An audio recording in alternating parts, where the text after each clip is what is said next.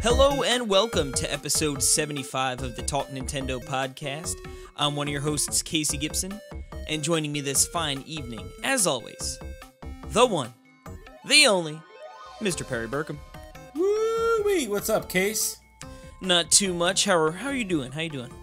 I'm good. I have a question for you. I'm all ears. Do you think it's coincidence that our Diamond episode, number 75, happens to land on Xeno Week at NWR? Ooh, and just a few days shy of the Switch's 1-year birthday. Right. It's and a what big do you week get all for around. 1-year-olds? What do you get for 1-year-olds? You get them a diamond ring. Exactly. Exactly. So I'm not saying that like there's someone is, pushing and guiding the way that we're doing our podcast, but something's happening. So yes, it's episode 75. We've made it this far. It seems like we just started this thing. Yeah, it's crazy to think. I guess generally, 52 weeks in a year, so we're just about a year and a half into this shindig, and yep, it's still on the rails somehow.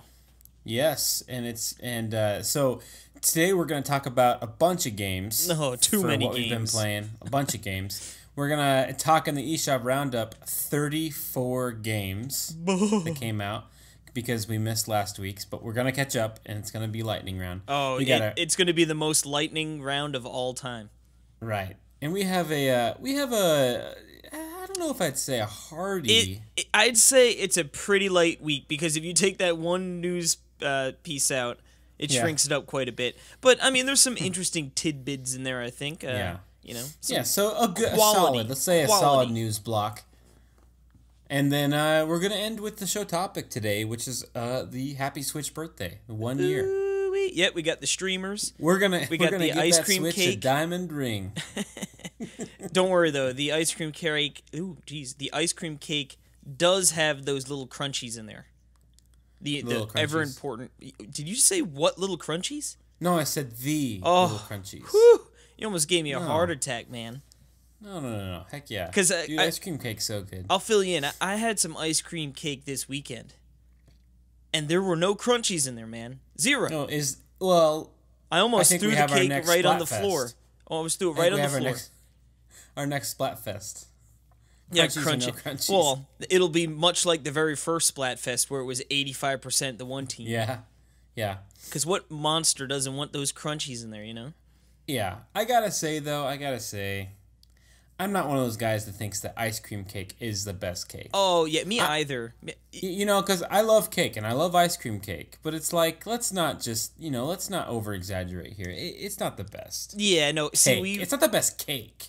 It's ice cream and cake. Yeah, we were at my buddy's surprise 30th birthday, and we went out to dinner. So it was one of those, like, you sort of pay the one price and everything's included. You get, your entree, you get your appetizer, dessert, all that jazz. Yeah. And the dessert looked so good. It was like a chocolate mousse tart or something. It just sounded delightful. And I'm like, I cannot wait to have that dessert. And then since it was his birthday, they brought out the ice cream cake, and I'm like, oh. Yeah. I mean, don't get me wrong. It was still a fine cake, and it went very well with a nice hot cup of joe. But my goodness, man, what a letdown. Letdown of the weekend. But you know what was not the letdown? And I know we're sort of rambling here before we get into what we've been playing, but I went go-karting for the first time. And, like, I've driven a go-kart, like homemade, quote-unquote, go-kart, But, like, never one of these, like, at the, like, a track that had, like, I've played Mario Kart. Oh, but my I've God. never... Yeah. It feels just like awesome. it, dude. I'm telling you, it really does, because... I know, because you're so close to the ground. And like, you really drift. Like, so the bad news was it was a little rainy, so they only had, like, the small course open, which is much tighter. So it was sort of hard to get around people without really bumping into them. But when you go around those corners, man, I remember the first corner I went around, I'm like, I better tap this brake a little bit. And then you realize, you're like, I don't need this brake. And then you just floor it the whole time, and oh my God, going around those corners, it was seriously probably the most fun thing I've ever done in my life. Did you literally want to sing? Yeah, I might have sang around those corners, you know? I don't know. I did look up prices. I'm like, I know there are places on Long Island that do this, and it's a little expensive, but honestly, I would totally go do it. I can't wait. Nice. It just made me respect Mario Kart more for actually pulling off how good that drift feels, man. The drift does feel good. Ooh. But you know what else feels good is talking about the games that we've been playing. Like go-karting, no, I'm just kidding. Just keep rambling on about my weekend. No. Like getting water in my car. Oh, God, don't even... Anyway, so I reviewed a game last week, and it's called TorqueL Physics Modified Edition. Yeah, it was funny because I've seen this name, but I was like, are they going for like TorqueL? You know, or is it TorqueL? I guess it's... know. Who knows? Look at the first game of the eShop Roundup. It's like, what the heck? But anyway, yeah. So we should just skip that one. Just skip it. Yeah, no one will know. Yeah, TorqueL Physics Modified Edition. I remember seeing this in some sort of highlight video with like a couple of other games, and it just showed it off, and it looked intriguing to me. It kind of looks like Box Boy. It's in the sense of it's black and white, and you control a box, and it's a platformer. Oh, is there a little guy in the box? And there is a little guy. Yeah, there's a guy. I think he has a top hat. I think he sure does. Something at least according to these pictures right here. Yeah, and then if you keep going, like the guy gets a child, and he's just holding on, holding hands with a child inside the box. Yeah, the story is very avant-garde, but I don't want to get into the politics of that. But yeah, so this game, like I said, it looks like Box Boy. It's definitely way faster. You control this box, you're moving, so it has that boxy movement. A lot of momentum to it. Does it slide, or is it like it literally turns like side over side? It turns like if you're if you're like shoving a box, like rolling a box. Man, so down a hill. So this is a bumpy ride for that little fella in the box. Yeah, exactly. And his baby boy. Yeah. So the hook of the game is there's 4 sides of a box, and each of those corresponds to the A, B, X, Y buttons. So like the left side is the Y button, or it doesn't. I guess when you're turning it doesn't matter, but they're color coded. So if you hit the A button, it will be red, and the red side will jut out and make this this like leg come out of it. Kind of like Box Boy, right? Where the boxes come out. But this is just like one long rectangle box that comes out. And so you use that to get across gaps and stuff. And then you can do all of them at once, or as, like 2 of them at once. Needed. You gotta, yeah, exactly. So a lot of times you'll be holding the A and the B button at the same time, or the A and the X, or the A and the Y, or, any of those combinations. And then also moving with your left stick. And a lot of times, like, doing the claw thing, like, because it's hard to do the B button and the X button at the same time, and not the other button. So it's like I have my thumb on the B, and then, like, put my first finger over. to tap the other one. Yeah. And you'll be ready to jump into Zelda before you know it. Yeah, definitely. The claw and Zelda. But, yeah, so it's, it's just a series of little levels, just probably takes 15-20 seconds to get through if you know what you're doing, or sometimes they're a little longer, which is one of the things I didn't like, was like, because it's like there's no checkpoints, so you die, you start at the beginning. Yeah. So if it's a longer puzzle, it's sort of a bummer. Yeah, and sometimes sometimes they have like a lot of bull crap to get to the real challenge, and then it's a classic design flaw, but it's not a big deal. And the whole game, it really does, and it might even be going for this look, but it feels like a tech demo. Yeah, the it's menu, minimalist. it just like it's just one of those things like where there's a main menu, and it displays all the controls on the menu, and you go into the game. Yeah, and that's it. And it's just a minimal approach from like the UI stance. Yeah, exactly. It's not bad. I'm not saying it's bad. I mean, if that sounds bad to someone, it could be. So, but you know, it does have that funny. You know, it's just so minimal and weird and colorful that it has like a certain charm to it. But otherwise, I mean, it's really nothing special, right? I like not the concept, bad, but it doesn't. It's like a one-trick pony, you know. Like it has this thing. It doesn't really evolve. It doesn't get. You don't get power-ups. You don't do anything different. You're just going through the levels. They get harder, but that's it.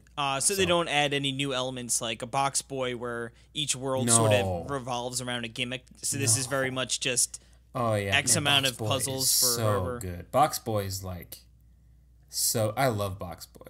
Oh, it's a great game. Like every level, like every section of the level is something completely different, and then they add in. Yeah, they do a wonderful job. I feel like job. in Box Boy, they don't repeat anything. You know, it's always something different. Yeah, they do a good job of just keeping new I elements need Box fresh. Boy collection on Switch. That has to happen. Yeah, it's gonna happen. You never. Well, I wouldn't say it's gonna, but no, it is. It is. Hey man, I don't know. I have good authority that there's no say, physical copy coming. So there you go. But yeah, so TorqueL Physics Modified Edition. It is exactly what it looks like. I think definitely you'll have fun playing it. It's just that it's like it gets really hard, and it's just like you got to work really hard for it. And I felt like the design of it, kind of like the speed and the design, doesn't really mix very well with the level design. At some points where it's like it feels like you just need to keep banging your head at it. So it almost feels like they got to a point where they couldn't come up with necessarily clever ways to make it more challenging, so they just made it more nefarious, where it's like we're just gonna make it really balls hard. It's like the exact opposite of Box Boy, exactly, like where I feel like as Box Boy they come up with amazingly clever ways, for each level to make it so it is challenging, but not challenging in the sense of like trying to do it. It's the puzzle is challenging, It's figuring out what the solution is the fun puzzle, instead of like, exactly. Oh, I know what I need to do, I just can't physically do it. Exactly. Great way of putting it. So I don't. It's not a bad game. I gave it an okay review. You can check it out on NintendoWorldReport.com. Check out screenshots and check out the game if that interests you. And but we have another game to talk about. Yes, we do. Another review game. Yeah, I think all these are almost. Oh no, just the first three. Yes, I've been playing the. Although I was going to say recently released, I guess it was recently released. I think today actually in the United States as of recording, and that is Payday 2.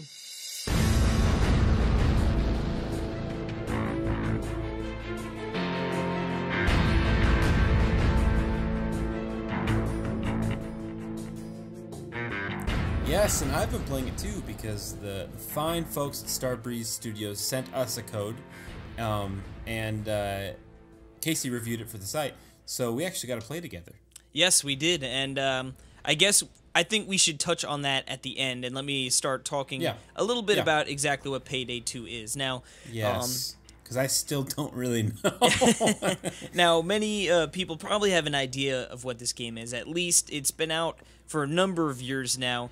Came out on PC. It does have a couple versions, or ports, I should say, over to like PS4 and Xbox One, finally making it to the Switch. Now, this is a online cooperative, sort of co-op shooter where you're going to go into areas, and they're not always banks, but, banks, clubs to steal stuff. They get, like, some really weird out there missions, too, like dropping into a city and, like, gathering goats and stuff.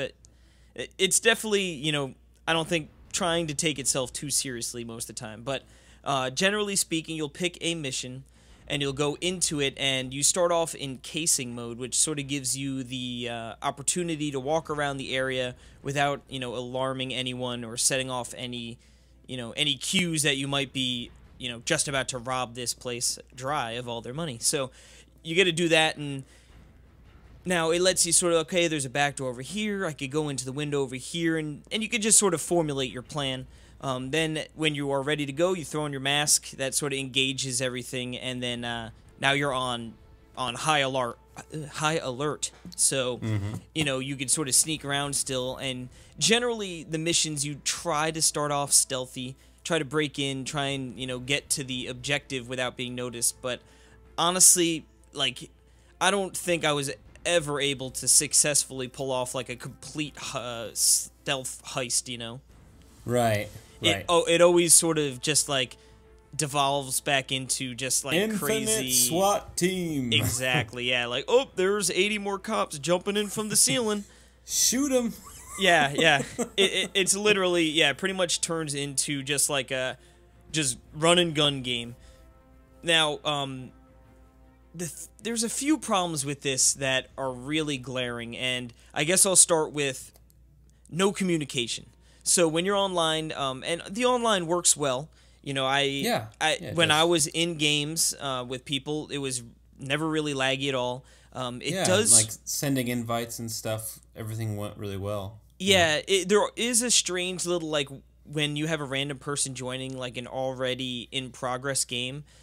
The last little bit, they sort of pause the entire game, and they're like, so and so is connecting, and you got to sort of wait a little bit. So that's weird. It's a little strange, but it generally isn't, you know, too long of a deal, so it's not that bad. I did have a few disconnects, which, I mean, I guess are just bound to happen, but for the most part, the online experience was pretty smooth.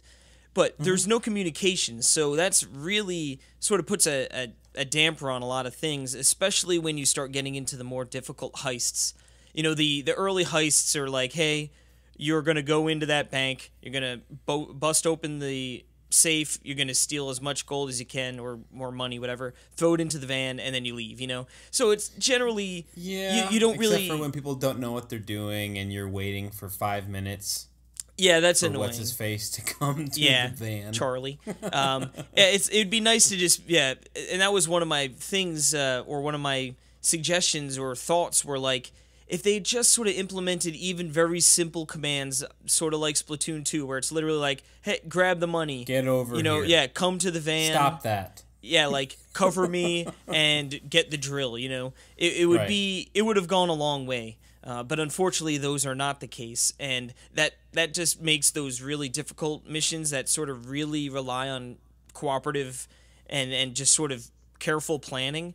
It really just puts you can't do it. You know what I mean? You know what they need? They need little Payday guy emojis with pom poms. Oh yeah, little.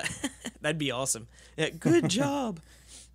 Dude, those were so good. I know, they were so silly. Zeros. They were so silly. Because it's like good, you know, the pom pom one, like, congratulations, you've actually done what we were trying to do. Like, yay! Like, it only took you 30 minutes. Yeah, exactly. And I'm sorry. That's the one I always spammed all the time because I don't know what the heck I'm doing, and that's exactly what I'd be doing in Payday 2. Yeah. You know, because you're right, because like it really is important to communicate, and when you get online, you know, you kind of have the leader of, you know, like who picks the missions and stuff, and if you don't really know what's going on, it can be kind of confusing. Yeah, they don't do a super good job of in-game to sort of describing what's going on either.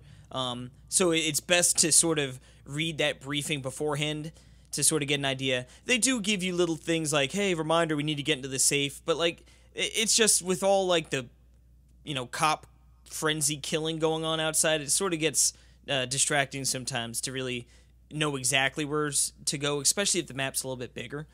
But now, so that's a problem, right? Communication, that definitely a big problem. When you do play with friends over the mic, I thought it's definitely better to be able to talk. I think that's, you know, I don't think anyone would argue that. But I guess it also now begs the question of how the single player works when you're using AI computers instead now. Because if you're on the go and you're not on Wi-Fi, but you want to play, you're probably going to be playing single player and to get into these heists. Now, it works pretty similar. You go to your little crime net, which is sort of the hub of where all the heists are laid out. And it's the same interface whether you're online or offline. And just when you get into a game, it's populated with AI instead of, you know, other players. But the AI is some of the worst I've ever seen, dude. It is just miserable. Now, the problem is they don't do anything. Like their main purpose is like they do fire at enemies, you know what I mean? And if you do get like when you get shot a lot, you don't die right away. Like you get, oh, you're down, and then there's like a timer before the cops, take you into custody, or if your teammate runs over there and picks you up, kind of thing, you're good to go. So they do that. So they're not completely useless, but like there's just so many times when they're jumping in the way instead of like I was at like a gas station and I hid behind a wall and I'm shooting at these cops on the top of the building, and this AI just runs up and just stands right in front of me, and then I kneel up to keep firing at him, and then he stands up, and I'm like, come on, man, like what is going on right now? And then he just wants some attention, okay? And it's like, you know what, I could almost live with that if they helped you with the mission. So, for instance, you break into that safe and you need 4 bales of money to leave. Now, generally, if you were playing online, you'd have 4 people. Boom, everyone grabs a bag, The computer, the AI don't grab the bags. They don't. So you will need to literally pick up a bag, run it to the van, run back into the bank, pick up another bag, and do that 4 times before you can do it. This begs the question. What does the AI do? Like I said, the best thing they do is pick you up if you get shot down. Okay. So, I said, that like they're not completely useless in that sense, but it's just so frustrating because it's like, why can't the AI pick up some of these bags? And it's like, now I'm just literally, I'm running across, and it was the goat map I was telling you about. I had to collect like 7 goats and put them in the back of a truck.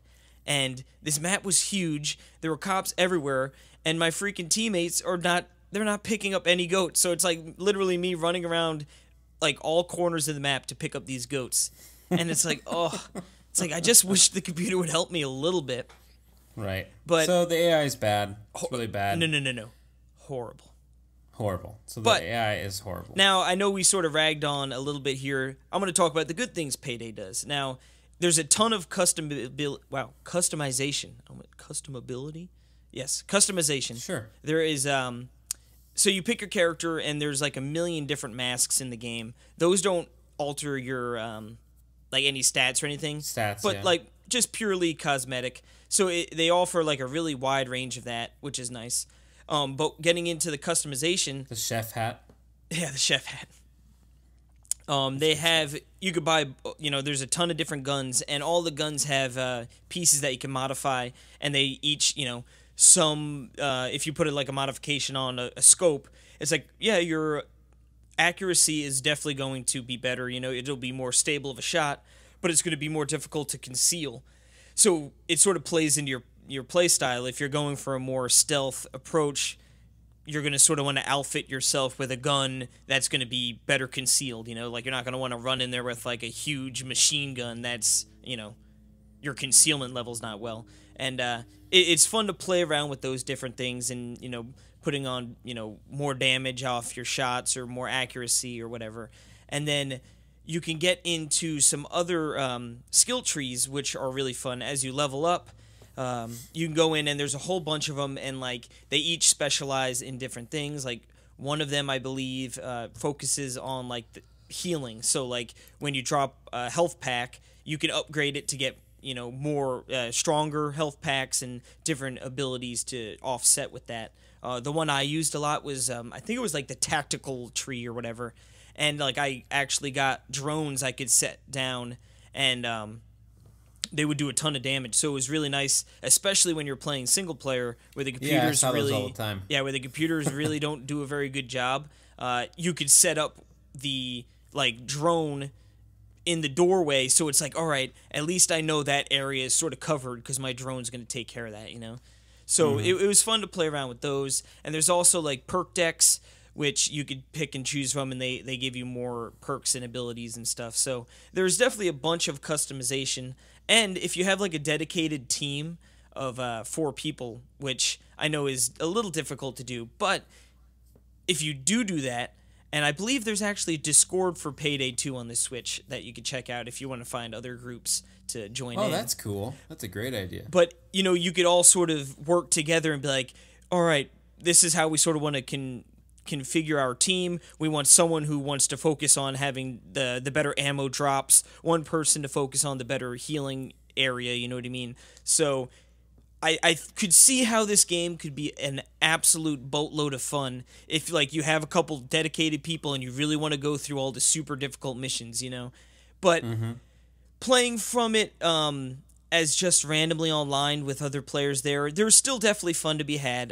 Like I said, plenty of missions you'll be able to do, but they're going to definitely be ones that are just going to be honestly very, very difficult to complete without, you know, jumping on Discord or Skype or something to sort of work through it with the other people. And and if you're aiming to play this game single player, it's like I just can't honestly recommend it, because it just feels more like a chore than anything playing alone. Right. Like I said, there's just so many little things you end up having to do. Like I said, just, oh, I got to make that trip 4 times instead of just being able to do it once with a team, you know, and it's just not that much fun. And that's why when I was reviewing it early on, there weren't a lot of people online. So at first I sort of had like a sour taste in my mouth, you know, like, but once finally people started jumping online, it got infinitely more fun. And while I don't think it's like the world's best game, I think it definitely does a lot of good things. You know, it has its problems for sure, but if you have some friends that want to play and you guys want to group up, this is definitely a fun co-op game to play. Yeah, I mean, when I got it, you know, when we sat and we played, I was kind of astonished at the first impression that I got from it. There's just like a lot of glaring issues, like from the beginning of when I played it. Just how they introduce everything. Like, just for instance, most of the game, like, you know, you're shooting stuff, but then you're walking up and you're pressing R to just interact with things, and you're holding it, and there's a bar, and you're waiting for something. And this can take 1 second, or it can take a minute. Like, literally, like, you know, when you're trying to drill a lock through the door, so you have to wait there, and then the lock breaks, so then you have to sit there and wait. So yeah, there's a lot of waiting.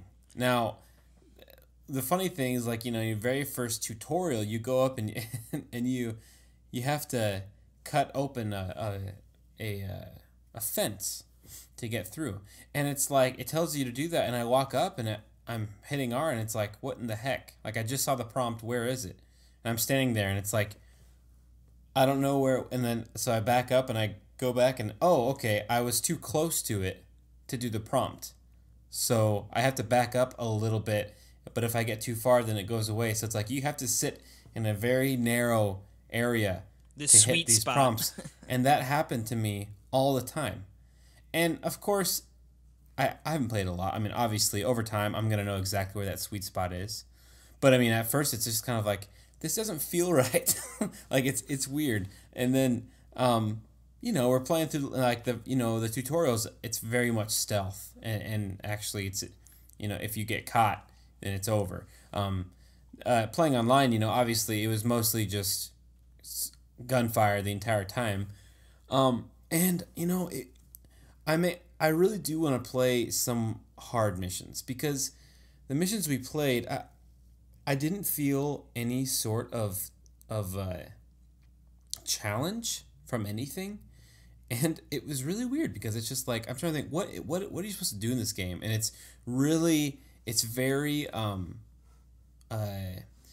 linear, you know, like what you do in each mission, and it tells you what to do, and there's an icon of where to go. So you go there and you hit R and you do something, and then that unlocks something, then you go to a different place and you hit R, all while fighting off the SWAT team as they're trying to kill you. And the world's largest SWAT team too. And then a lot, yeah. And a lot of the game is just like, of the missions that we played, is just like waiting in a room and hearing gunfire from the other room, but not just waiting for another prompt to come up. And it was just like bizarre. Like, that was definitely the weirdest situation, because normally the cops just keep flooding into there, and yeah. But yeah, that one level, the cops stopped coming unless if you went into that one room on like very far away. But the room we were supposed to protect, like, no one was coming, but you just heard like a spatter of gunfire going out. We're like, what is going on? Yeah, so it's just like super boring, and like, you know, I was just like, well, I don't even like.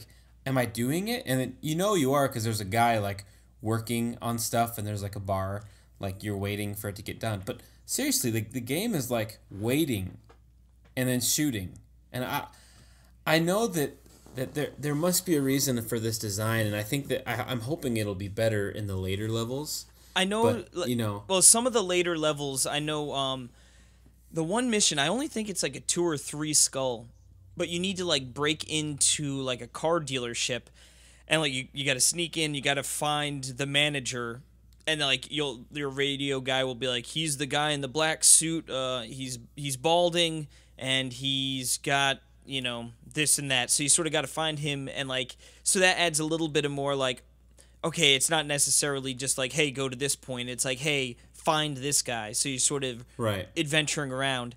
But then it gets a little confusing because then there are parts where it's like, find the evidence. Remember that one mission where it's like, find the evidence, and like you find the evidence, you're like, oh, perfect. Yeah. Then you bring it to the computer, and it needs 45 seconds to process. So you're like, okay, cool, put that in there. And then after the 45 seconds, it's like, oh, this is the wrong evidence. Go get some more. And then you go back to that room and you realize there's a whole ton of random little evidence things you could pick up. Yeah. And it's really hard to differentiate. I think there was like, and there was like 4 of them.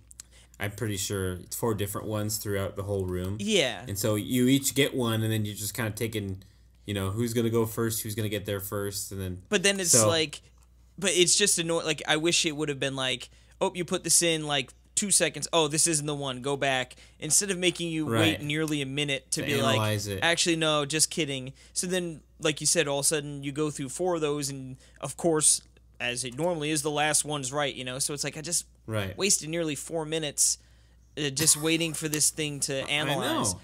I know, and it's just like, I don't get how they thought this would be fun. Like, this certain thing right here. Like, waiting for a loading screen is not fun. And also, when you're in a room when nothing is coming at you, it's just waiting, and you're wandering around looking for danger so you can do something. It was like when they finally came in shooting at me. Oh, awesome! Yes, now I can shoot things. But yeah, because I was thinking too with like how you say there's a lot of waiting around. One of the earlier missions, of course, my stealth didn't go according to plan. As always. But I was thinking, like, and it still felt like, man, this drill's taking a long time. And now imagine if your stealth went properly, right? So you'd just be sitting right next to that drill for like 3 minutes. Right. Like literally doing nothing because you're stealthy and like you're doing so well that there's nothing for you to do, So I mean, that was a thought that came across my mind, but I'm like, I guess maybe they just never thought anyone was going to stealth this thing long enough for them to get bored because like more enemies are just going to come. Yeah, I mean, like I said, the concept sounds so cool for this game of like, of actually doing heists and like doing elaborate things to do it. But so far in what I've played, the execution is just really boring. Now, like it, and I do want to play more, and to the end, and see how everything is. But yeah, I think just I guess to sort of wrap it up, you remember I was telling you about those perks and the skill trees and stuff. As you do unlock that, you unlock new abilities. So, for instance, when you're drilling into like a safe or whatever, you sort of like Perry said, you go up to it, and normally like a safe will be like, oh, you could put C4 here, you could put the drill here, you could do this here, and like you pick which one, and like we don't have C4 yet, or no one had it equipped, so it's like, all right, I'll put the drill on. But one of my skills was that I could like sort of upgrade the drill, and it sort of cuts that time down. So maybe that's a little bit of trying to keep it in check for late, as you progress and get more skills. Mm-hmm. So it's like, oh, this is which sort very of, well, but like you said, it's sort of maybe it's set to that, but they should have found a more elegant way to make it appropriate for whether you have it or not, But I guess maybe that's the aspect of like, oh, well, now I'm upgraded and this goes so much faster. This feels great. That makes sense. So I can't wait. I mean, I want to play with you more. I want to upgrade. I want to see how it goes. I just was thinking like, I was just shocked at the bad first impression that I got from it, because it, there's a lot, like you said, there's so many things good going for it, and it looks fine, and it runs, like you said, it runs fine, and the online works. It works, So anyway, we will definitely talk more about it next week when we can sink some time into it.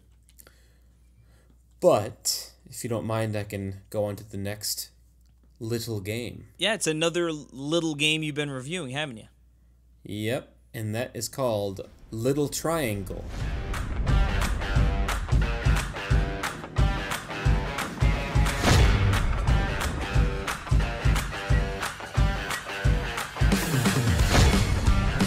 Yes. So you ever heard of Little Triangle? To be quite honest with you, no. I didn't think so. I was this was up for review and up for grabs, and I looked it out and I was like, oh, this looks kind of funny and fun, and it has a really funny name, and it's called Little Triangle because you play as square? a little triangle. No, you're a triangle. Dang it. And, yeah, and I just think that's funny. It's the only quality you're known for is being a triangle. So it starts. So this game, what it is it's a 2D platformer, straight up 2D platformer. It starts off with people, an alien crazy invasion, whatever, with this alien breaking a wall open and grabbing people from inside of a club and them going, these are just stills and stuff of these terrified triangles that are being grabbed by this alien machine. And that's the setup for the game. And then it shows this huge horizon view of like the destruction going on, but at the viewpoint of this triangle that's wearing a bandana, like a little Karate Kid. yeah. And so he's the epic triangle because he has a bandana, which I love because you can play casual mode or hardcore, and the casual is just this smiling triangle, and the hardcore has a frown and it has a bandana. He gets mean. Yeah, but yeah, so you get to play this game. So I described it in my review, like it looks like kind of like the characters are kind of drawn like in a doodle, like in a school textbook, and so everything looks drawn. It's everything's funny looking, like kind of awkward, just kind of a silly art style. And it's a platformer, and I say that because it is nothing more and nothing less. It is straight up, you go and you jump and double jump, and that's it. So straightforward.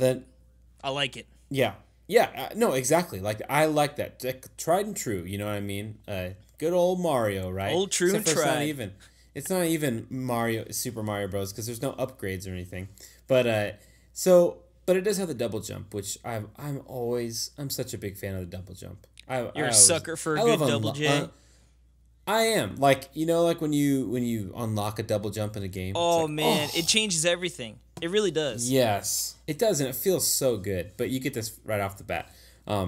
So you just go through these levels, and so because the gameplay controls are so simple, the level designs are where it's at, and it's good level design. I mean, it's hard, good enemy placement. You can jump on enemies to kill them. You're going through. There's tons of hazards. It is your absolute standard platformer affair, but it has a lot of humor, like weirdly grotesque like bodies of triangles that are dead. Oh my god! Of people like super gruesome things, but in the cutesy art style, it's not so gruesome. Yeah, kind of. Yeah, exactly. It's kind of like, what's this game rated? But then it's like, like, oh no, it's fine because it's a triangle. That's so funny. But yeah, it is funny, and like you have friends that are tied up, and you got to go save them. You jump on like a switch, and it lets them go. And then throughout the level, there's diamonds, which, hello, episode 75. Diamonds everywhere. Yeah, that's what you collect in the game. Kind of like Mutant Muds, like the water sprites. uh, just like that. So except for each there's not like a set number. Like every level has its own number of them to collect. So there's some good replayability there. You know, trying to collect everything, also collecting all your friends. Because when you rescue your friends, because they'll be hidden out of view.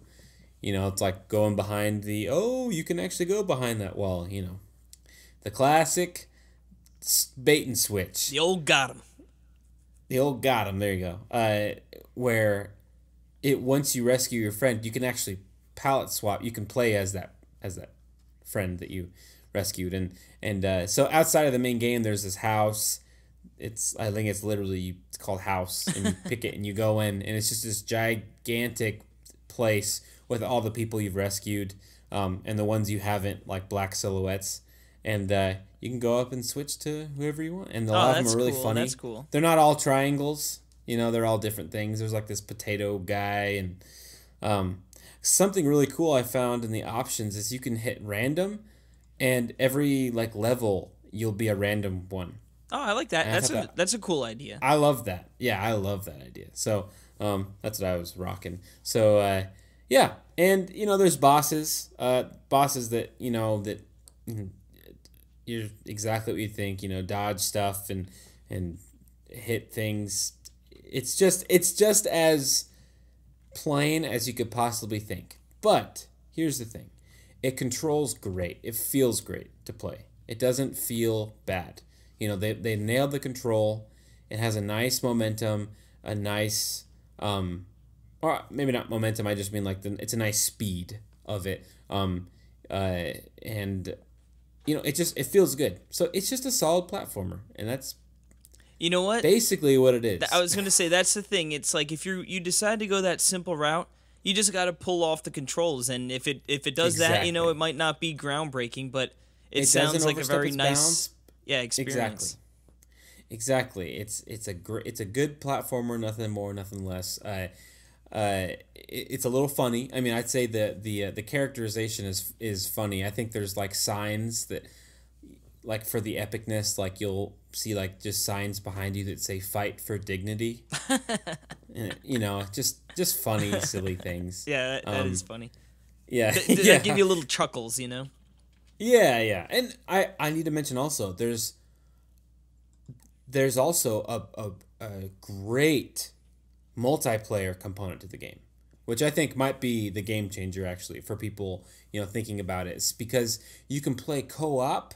You can play co-op levels, and these are different levels than the ones from single player. Ones that actually utilize having multiple players, like jumping, like to get to higher places, to jump on your friends and stuff. Oh, that's really cool. They're like remixed versions. Yeah, it's awesome. It totally took me by surprise. I was like, oh, like I thought, oh, you just play through the level, you know, with more people, like most Yeah. do. But no, these are different. These are a different set. And then also there's a battle mode. Wow. Where then this actually introduces items and stuff. It's like, man, I wish it would have been in the main game. Like, you know, you can get rocket launchers and all this stuff and helmets and body armor and stuff and you're just duking it out Smash Bros style, you know, with your friends. You know what I mean? Just trying to. They have a life counter, and yeah, it's cool. And you know, it's really simple control. I mean, I think it's like literally a D-pad and 2-button control scheme. So great for Joy-Cons. I played it tabletop mode today. It felt great. So yeah. Did you also did you know it also corresponds to Polish? Yeah. Oh man, I was reading. That's a really weird translation. Oh yeah, big time. The stuff on there. But yeah, how it's broken down. It's definitely a little strange, but I thought that was funny. Yeah. Yeah, that's Little Triangle. Check out my review. It might not be posted yet, but it'll be up there soon at NintendoWorldReport.com. And we have a few more games to talk about. Yes, we do. Now, this next game it's called one thing, but there are people out there like David Lloyd who call it Feya, but we'll actually be talking about the game from Zoink, recently released, Feya.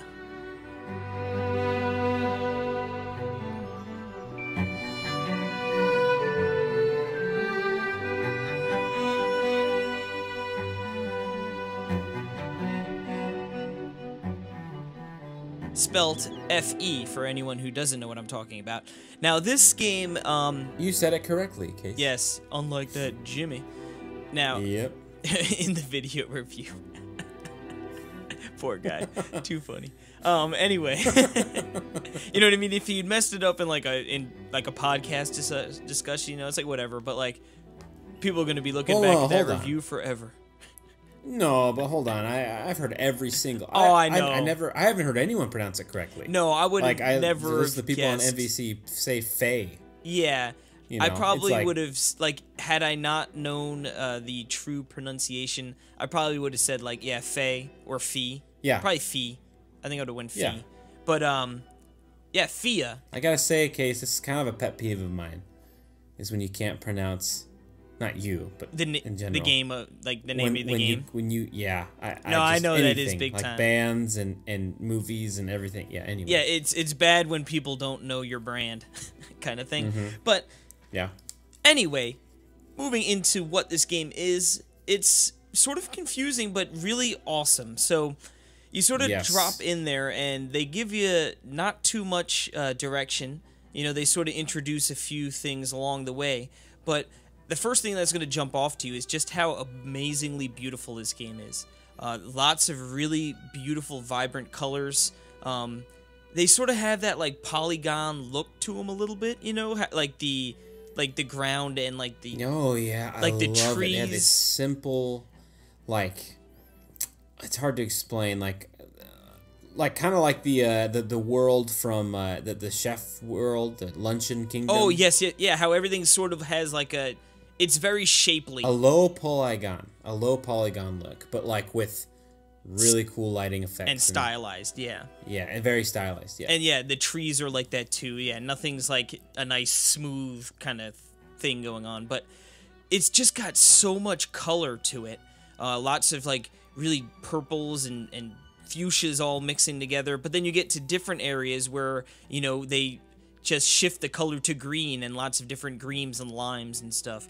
And it looks wonderful. But what the game is it doesn't really tell you much, you know? So you're going out there and you realize that your little critter who is actually named Fia, and it's sort of like a woodland little creature, but it sort of has like I don't think it's a real animal, like, you know, based in reality, but like just has elements of some other animals. And it's so cute. And like I was playing this with Caitlin and she was losing it because a big part of this game is sort of your character singing, I guess, or just expressing vocals and matching. Singing, Casey. Is it technically singing, I guess? Yes. Yeah. Of course. Expressing vocals? Yeah. Oh! I don't know. They're just making noises. It's not really like they're singing, you know? No, they're singing. Of course they're singing. I don't know, man. I've heard. No, they're expressing vocals. I love when you like. So what's it? You hit the. Is it the trigger or the R button? I think it's the R button, and that sort of starts your character's vocal expressions, and you could raise the controller to sort of raise the pitch and down. But like when you first press the button, it's just like, and like it's the cutest sound. I know Caitlin's like, oh my god, she was loving it. But yeah, so as you're exploring, when you sing, you sort of interact with different animals and objects within the environment.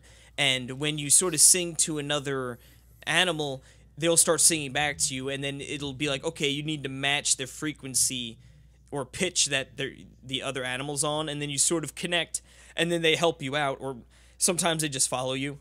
Sometimes, you know, I don't know if maybe later on those kind of animals help out, but like you'll get to like a deer and you could sort of ride its back. You can get to like a bird, and then you could sort of jump on it, and it flies you around a little bit. So it's cool to interact with the different animals and the different aspects in the environment. But like I said, the game is really, I mean, I've not played a super crazy amount yet, but I did unlock, it's like I don't want to exactly say, because like I don't think it would probably be that much of a spoiler, but I thought it was cool when I found it, so I'm not going to say exactly what it is. Yeah. But I went through and I got to an area where I had to help another animal retrieve something, and they sort of spread out in all angles. There was a couple things I had to go get. So then you're jumping around, and it's fun to platform, and there's these enemies that when they see you, they look very mechanical, and they sort of like tangle you up in a web, and then you're sort of like, oh, game over. So you need to play a little bit of stealth, staying out of the way from them while sneaking around. And it's just wonderful. It's really fun to get in there and just sort of wander around. Normally, I'm not a huge fan of just like sort of aimlessly wandering around. But fortunately, this game gives you a nice map to check out. So like while they give you a huge amount of options to lead you. Yeah. So while you don't necessarily know what your objective is per se, they do sort of give you, like, if you really want to look, like, oh, like, okay, I need to make my way over there, So it does a good job of that. Now, the one downside I've experienced so far is it is definitely a little choppy. The frame rate definitely dips down, and like there was actually like a stutter last night where it like stopped for a second. Not like a full second, but like stopped for a frame or two and then went on. It was like, ooh. It's not so bad that it's like turning me off from playing the game, but it is definitely noticeable. And it's definitely a hindrance. A minor hindrance, but it's like definitely taking away a little from the presentation. Yeah, especially when it's a game you do really want to stop and just look around and admire it all to sort of get some hiccups along the way. Sort of, like you said, it doesn't kill it, but it sort of lets a little air out of the balloon, Yeah, exactly. I mean, it's no game breaker, but yeah, it's like this game doesn't deserve this, Yeah. Like, it's so gorgeous. I mean, it is absolutely gorgeous, and I mean, that's what I do expect that from Zoink. And also just that this is from Zoink is so weird. Oh, with the EA originals. They're all it is, and that's cool that the EA is publishing it, but I just mean the the aesthetic is so different from other stuff, right? I mean, it's a completely different game, but the same amount of passion is put into it. So, I mean, it is a gorgeous game. I just got it this morning, and I was playing through it, and I mean, it's a big part of it is the harmony with other, like you said, a big part of it is just kind of vocal expressions. Kind of doing everything, and I remember when we talked with Zoink on our podcast before, they talked a little about FIA, and they said like there's as little text as possible, really, so that's kind of a big part of it, and I think that's really cool, and for what they're going for, I think it's funny because the platforming feels really good. I think like it's I think it's a cool. Like, it almost feels like Mario. Like it feels really good. For me, I think the platforming's fine.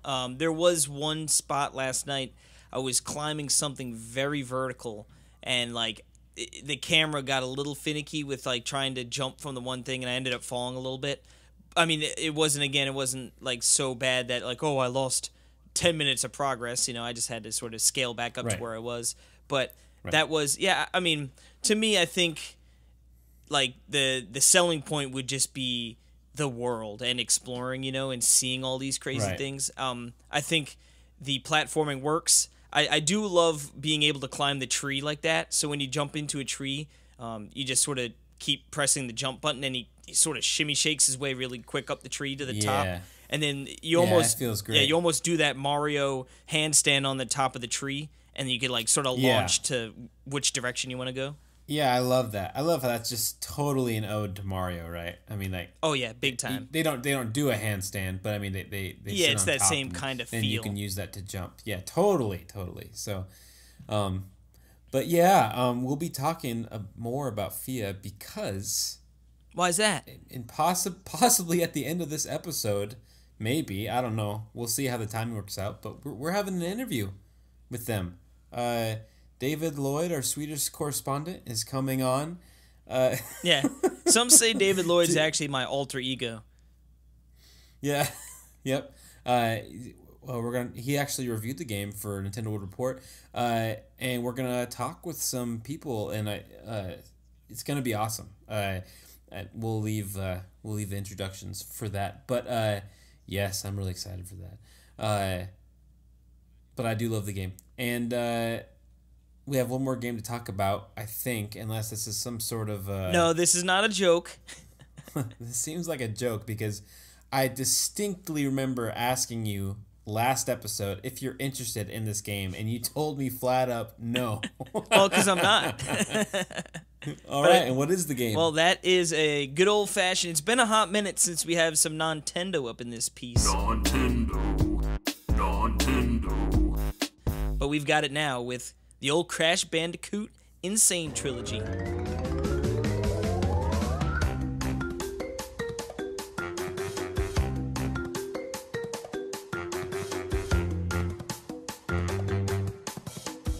Yeah, so Crash Bandicoot, again, I've never had a real deep connection. I never played it back on PlayStation back in the day. I did play a little bit, I don't remember which Crash it was, during college.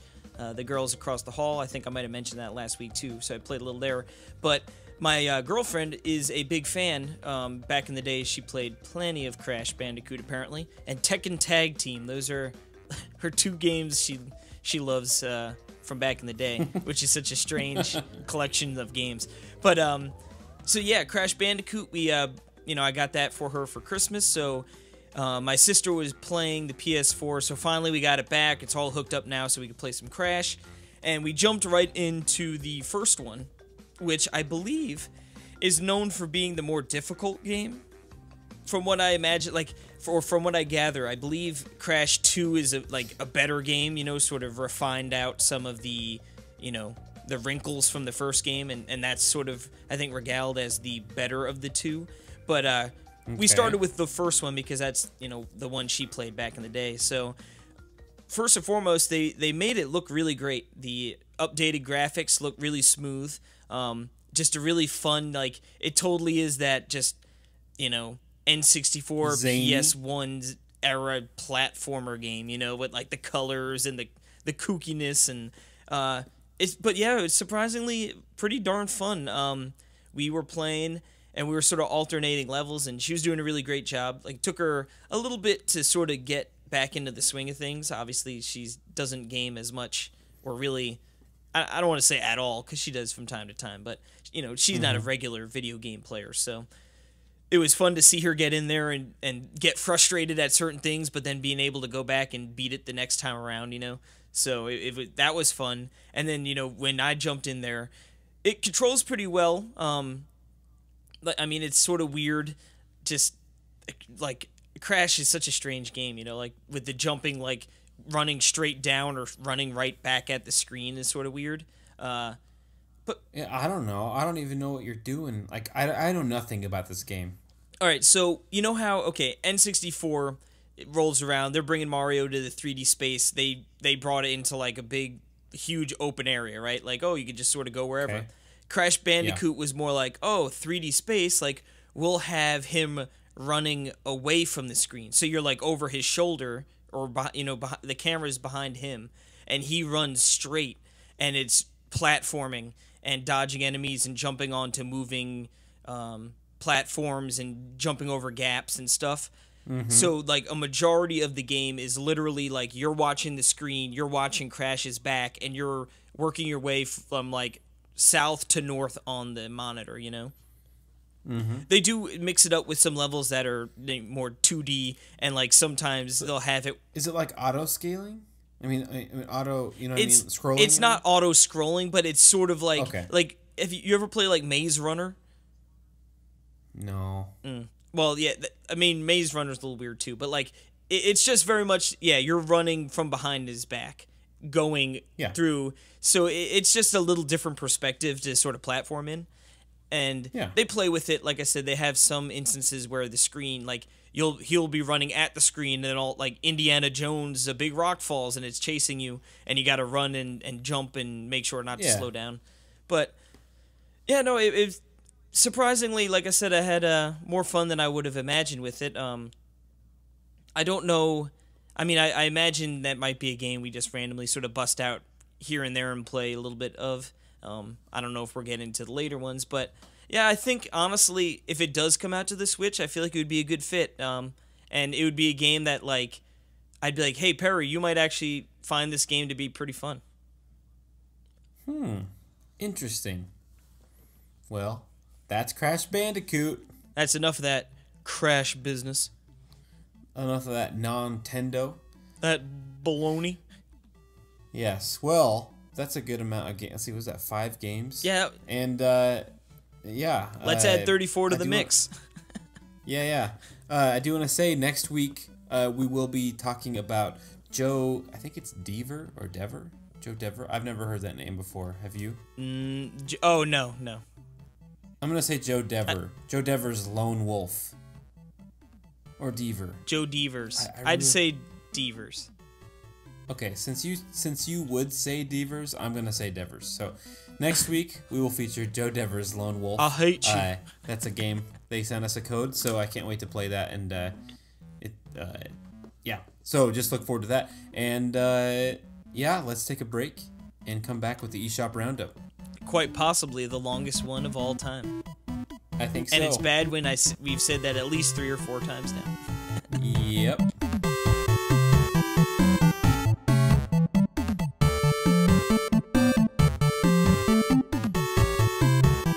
Alrighty, we are back, and Perry, I hope you've been practicing your auctioneer's voice because we're gonna have to get through this awfully quick because there are just so many games.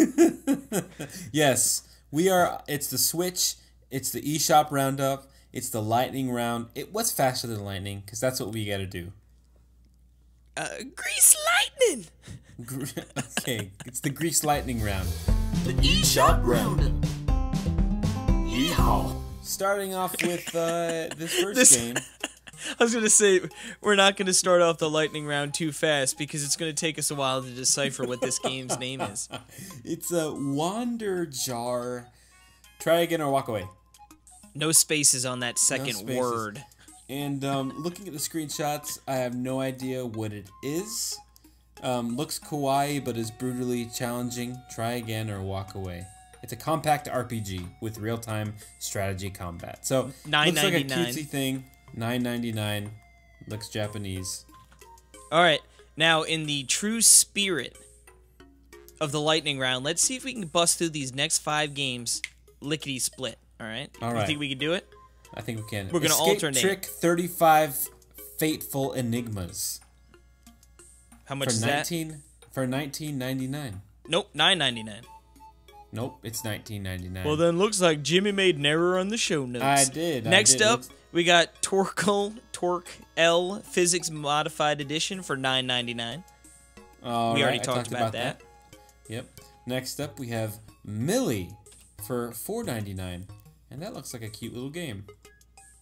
Then, it would not be a week without a Neo Geo fighting game. And we are in store because we've got Neo Geo Fatal Fury 3 for the beautiful price of $7.99.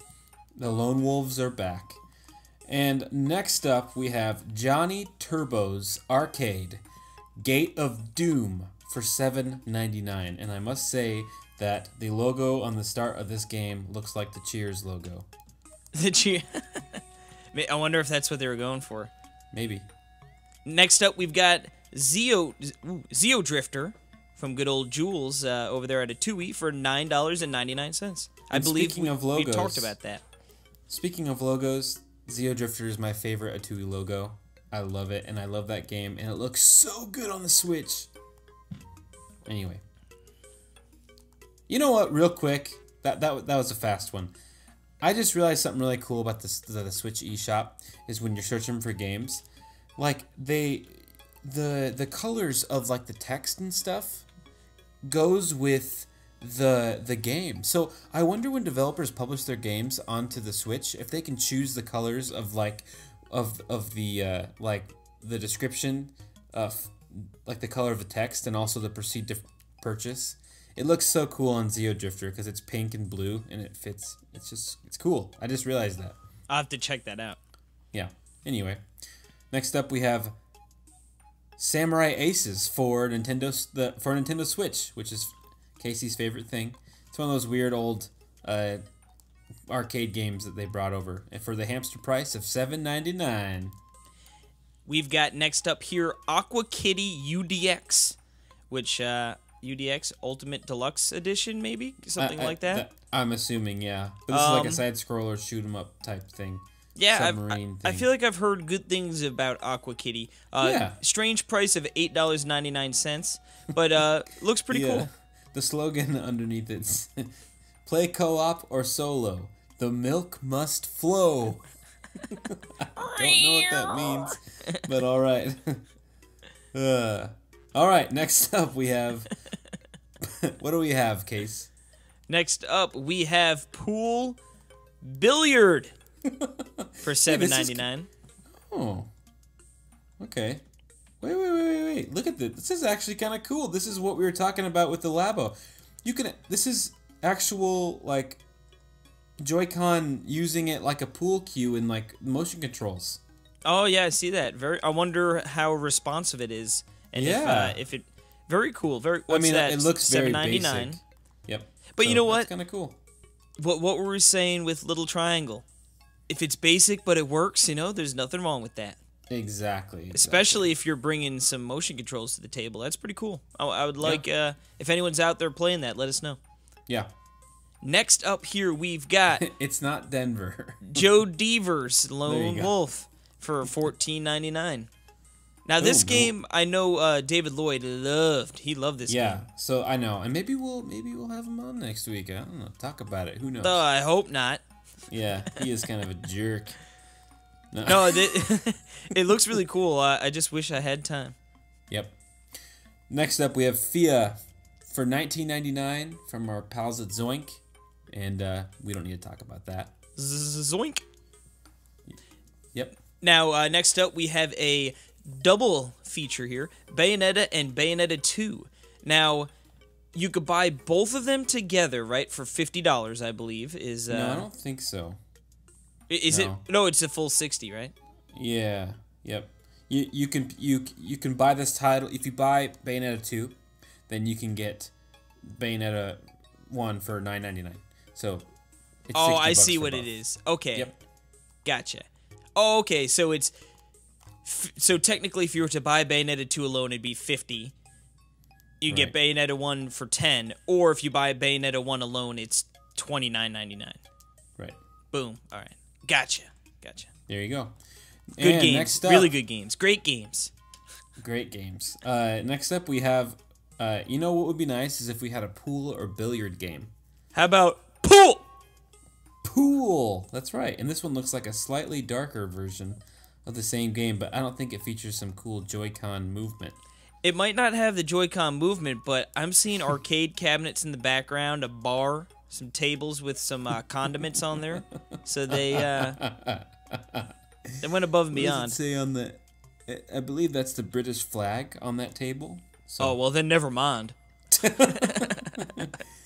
All right. Next up, we have Puzzle Puppers. This one seems right up my alley. For $4.99. Do you know why? Stretch out cute doggos to their food.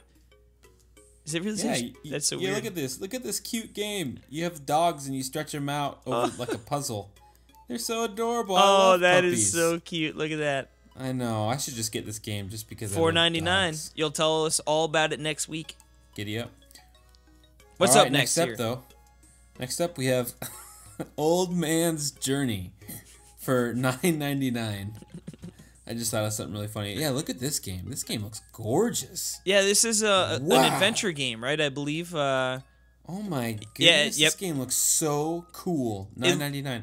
It looks like it's got like a watercolor, or very just painted feel to it. Maybe not watercolor, but very the strokes. It feels like, especially I'm looking at like a shot of the water. Looks very. And you can see all the awards it's won. And it also looks like it's a heartfelt game about life, loss, and hope. Does it look like that because you read it like that? Shh. No, yeah, this looks wonderful. Yep. Next up, what do we got? We've got Layers of Fear Legacy. Now, this is actually a game I definitely have some interest in. I heard about scary. this a while ago. It's an older game on other consoles, but yeah, I don't really know too much about it aside It looked from scary until I saw the hallway that looks like there was a paintball game. yeah. No. Was someone playing Splatoon No, it does. It in looks here? freaky. Yeah, I think it's supposed to be like a psychological Yeah, game it looks where it creepy. messes with you like that. But I'm definitely interested. 1999. 1999. All right. Next up, we have It Wouldn't Be a Week with Arcade Archive's Heroic Episode. And this is from Hamster. So this is not the Neo Geo, but it's a shooting game released by Irem in '86, and it looks kind of like Xevious, and also like it's weird. It's like a shooter, but you're on the ground, but then like you're not. You're flying. It looks cool. Anyway, looks Interesting. cool. Yeah, actually, I kind of am interested. Now this one seems right up Casey's alley. This next one. You mean Super Rolla and the Lost Burgers Yeah. for $5.99? Yeah. Blue skies are back. That's the game- title there. I don't understand. There's a very angry hot dog with a is it monocle? Is that the word? Monocle, right? Oh, this one doesn't have a monocle on. The hot dog I'm looking at that looks very angry. Well, there's another angry one. going Monocleless. Like, oh!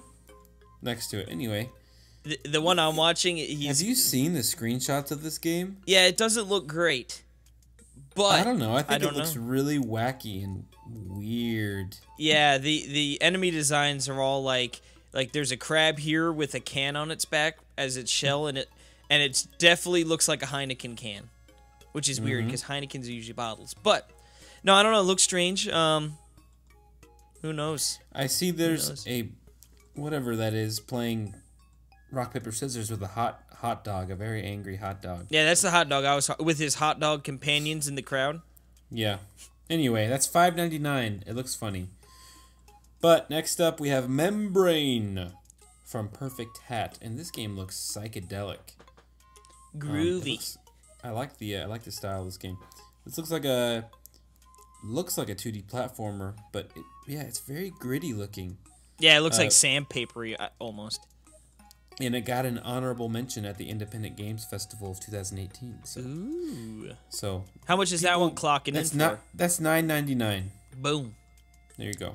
Next up, we've got Space Cats with Lasers for $4.99. Now, this game The title screen. looks just as insane as you might imagine. Oh, do you see the pug? Yeah, and he's getting shot at, but he's No, he's also shooting. blasting things out too. Yeah, but it looks like he's taking some damage. If you look at that He poor has like, pupper. I don't like this game. Yeah, strange game. It actually, I don't even know. I would recommend You see the checking out name some of screens. the developer, Bitten Toast Games. Those dirty funny. dogs. Man, what is with these weird games? Because next up we have Ace of Seafood.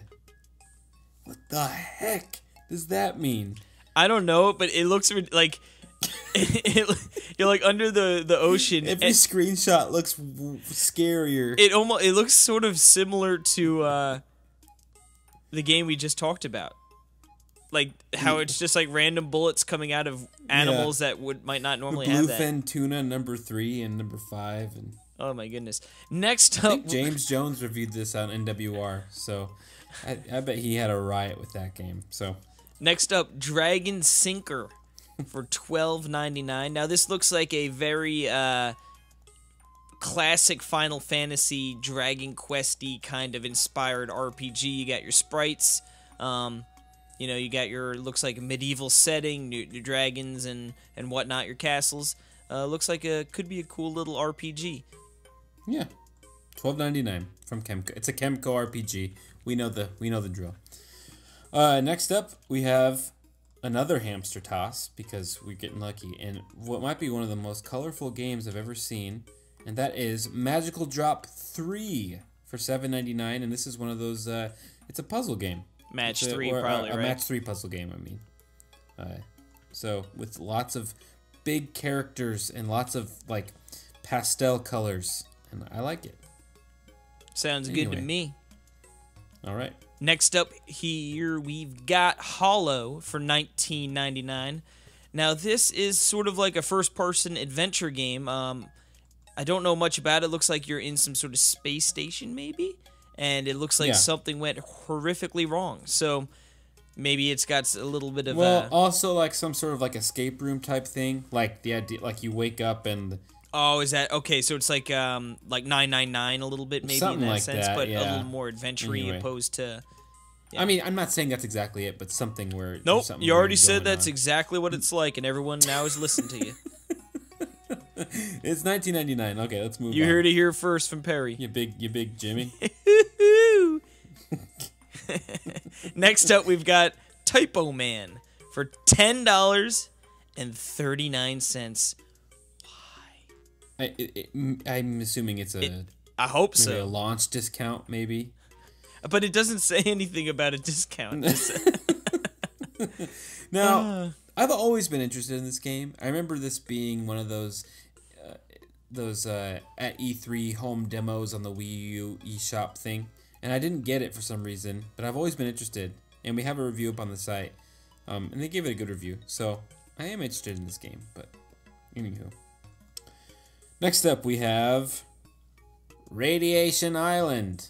That's Radioactive Island, jerk. You idiot. Yeah.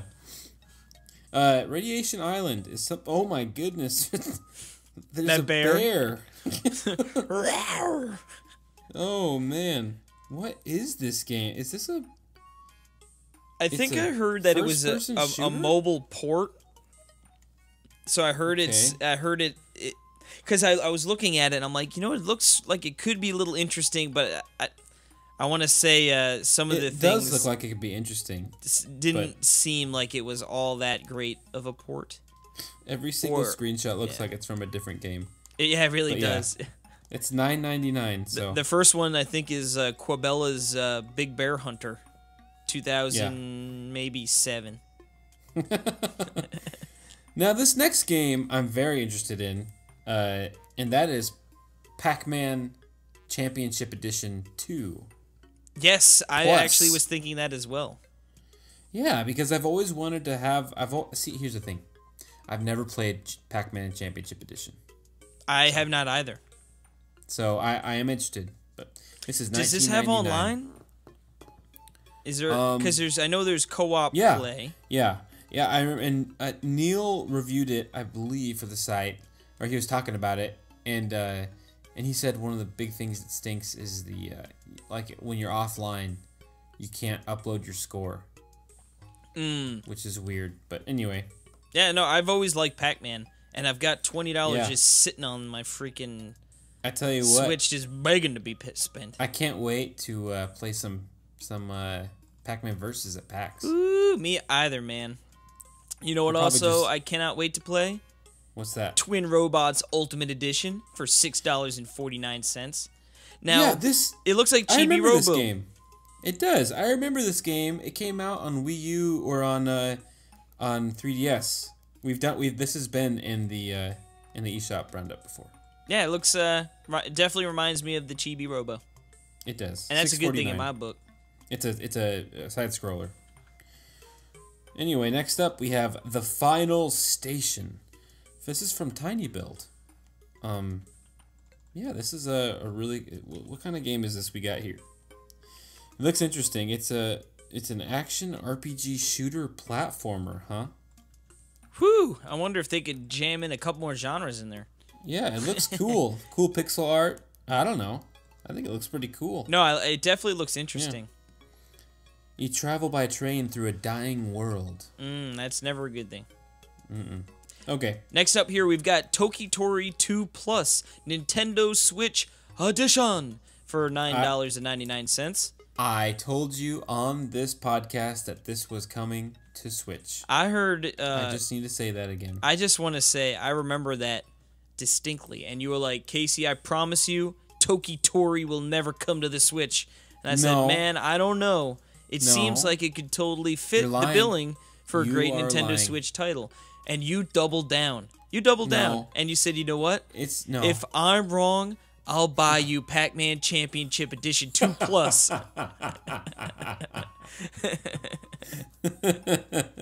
But yeah, I remember because these are from two tribes that made Rive that you loved, right?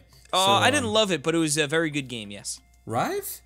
You said, yeah, I thought you. Yeah, oh. no, I definitely really enjoyed it, but I don't know if I'd go as far as to say I loved it. Really? Okay. All right. Fine. Well, here's this next game is one that I know you'll love. I'm And all that ears. is Spot the Difference. You can even. Ultimate Edition. Oh, it's just as amazing as you guys think it would be. It's literally there. You look at two pictures and you spot the difference. And one of the screenshots is it's a flower pot with two spades, and then the flower pot with 3 spades, and you circled the third spade. I really like the it looked like there's like a broken like little fork or a little rake, like one of those three prong rakes, Yeah. you know? Yeah. And Oh yeah, and one of the prongs is broken off. they're both photoshopped off. Like in Yeah. the picture that's proper, it has 2 of the 3 prongs, the third prong Right. already photoshopped out. And then in the other picture, they just got rid of one of the other prongs, so it just looks like a rake giving you the finger. Yes, let's spot the difference for $9.99. Anyway, Almost done. this game sort of shadow dropped today, and that is Oh yeah. Outlast Bundle of Terror for $24.99. Now this Is this game? Oh, I played this game actually back in the day on the PC. This is This game looks scary. Oh, it's a horror game, yeah. And what's cool about it is there's no weapons. Like, you don't have a gun or anything. You just have like a flashlight and or your camera, I should say, actually. Because essentially you are like a journalist and you are trying to sort of get your big break, you know, your big story. And you sort of go to this like abandoned asylum, and you go in there, and all of a sudden things are not right, you know what I mean? And then all you have is your camera, so you need to, like, when you see enemies or things that could hurt you, you need to run and hide, and it's a very dark game, so like Cool. night vision comes into effect on your camera, but you have a limited battery, so it's definitely freaky, and I really liked it on the computer. And this includes the DLC, which I have not played, but I've heard good things about as well. Well, there you go. Yeah. That's Outlast Bundle of Terror, because it includes probably the DLC. Yep. That's called that. That's $24.99. And last but not least, we have Payday 2. Yep, and we talked about that. We did talk about that, and I believe that is $49.99. Yes, sir. Right? All right. Well, we did it. That was a pretty fast one. Yeah, we was okay managed fast. to get through there pretty quickly. Yeah, 35 games and 20 minutes-ish. So, cool. All right, well, we are all caught up on the eShop Roundup. So, hooray. And you know what that means. What does that mean, Case? It's the best time of the week. The good old-fashioned news block. News Talk with Casey Gibson. And we got a doozy of news. And by doozy, I mean about 3 different things. Yeah. By doozy, I mean a very moderate news block. Yeah. So, first up, we have the Luigi's Balloon World that was teased in the last Direct was released a few days ago. And I haven't had a chance to play it yet. Neither have I. Yeah, we should play that. We should definitely do that. Just to try it. Yeah, to see what it's all about. It sort of just dropped over the middle of the night, I feel like, because I remember like people like, oh my god, apparently it's coming out, and then you could just update it. So, I haven't gotten a chance to play it. It was not the DLC I was hoping for, but you know what? It might be one of those ones that you sort of get in there and you actually realize, like, oh wow, this is actually a lot more fun than I would have, it's a initially very thought it Nintendo would be. DLC. So weird. Yeah. But I wish it was Tingle. Yeah, Tingle's Balloon World would have been great. But it wouldn't So have made weird. sense in the timeline. Nope. Nope. That's why it would have been great. Right? Now, next up here, we've got Panic Button, who are the fine folks that have brought a lot of the ports over, including Doom, Rocket League, and Wolfenstein. Well, Wolfenstein's still to come, but... Wolfenstein 2. Yeah, hopefully soon. But they say they have more titles in the works for Switch, so I wonder what that could be. I mean... Do you know what I wish it was? What's that? Arkham Knight. Ooh, that'd be great. Oh, man, am I wanting to play that game. I'm not going to play it on my Xbox or Wii U. I want it on my Switch. You're a one-device man nowadays. I kind of am. And man, that game is so good. But yeah, what could they? Like, that is exciting. Well, I hope it's something. I mean, obviously it seems like they're working quite a bit with Bethesda, so it's like, could it be a Fallout 4 by chance? You know, I mean, yeah, it definitely could, right? But you I could guess also who did? like maybe a GTA would be insane. I don't know though. That might just be hopeful thinking. I don't think so. I feel like that's such a. I mean, yeah, it is hopeful thinking, and it would be insane. But I mean, also, it's like it makes so much sense that it's not even funny. Like to have GTA 5. So yeah, and I know there are like rumored ports of like Diablo 3 and then sort of Fortnite and all that. You wonder if like maybe they could be working on something like that. You know? Yeah. I can't wait till E3, man. We're definitely gonna find out about a couple of titles that I bet people will be like, oh my god, I can't believe that's coming to the Switch. Yeah. Now That's gonna be cool. Now this next block right here, it's a bunch of things to go over, but it's all in relation to the DICE Awards that took place last week. So it was a very good night for Nintendo. And I mean, we could just sort of alternate going down the line here if you want to. We could read out all the awards for Nintendo. So starting off, we have the outstanding achievement in sound design, and that's Mario Odyssey. And it's funny because I went and I saw a YouTube video sort of talking about this sound design and how incredible it was. And just the little things you don't necessarily really pick up on, but that are happening. And it was sort of in Toast Arena, or where the Sand Kingdom, when you go on the power lines, how when you shift from like the little town to the other area, the music changes just, from going to the different area, but how you move through the power lines, it like does a subtle change as well to match with the harmony and stuff. And it was That's crazy. Yeah, I should find that and send it to you because I think you'd really appreciate it. But moving along here, we've got Adventure Game of the Year, and that goes to I wonder what that is. Breath of the Wild.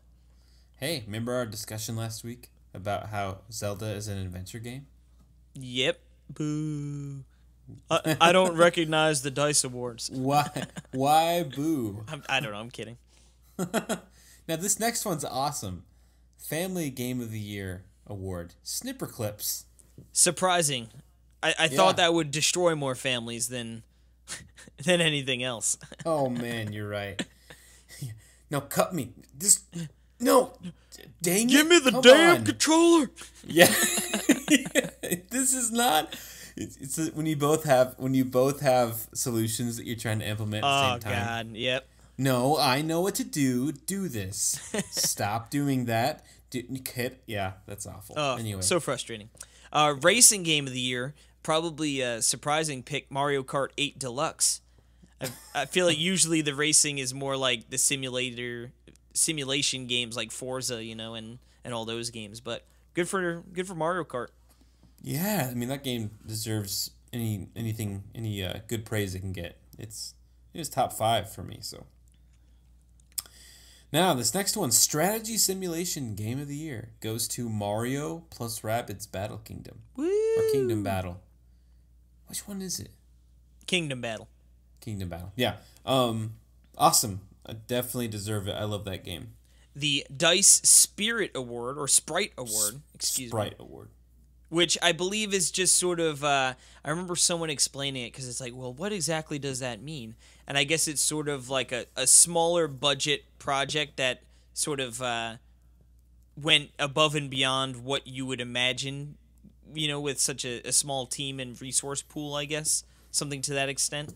And that goes to Snipper Clips, which you'd be like, that's sort of weird because it's sort of like a Nintendo game. But I guess, before Nintendo sort of picked it up. Right. But, yeah, very cool. Snipper Clips getting some love. Yeah, and this next game is very interesting, and that's the handheld game of the year. Going to what we all thought, Metroid Samus Returns. Woo! Yeah, you know what I think is the handheld game of the year?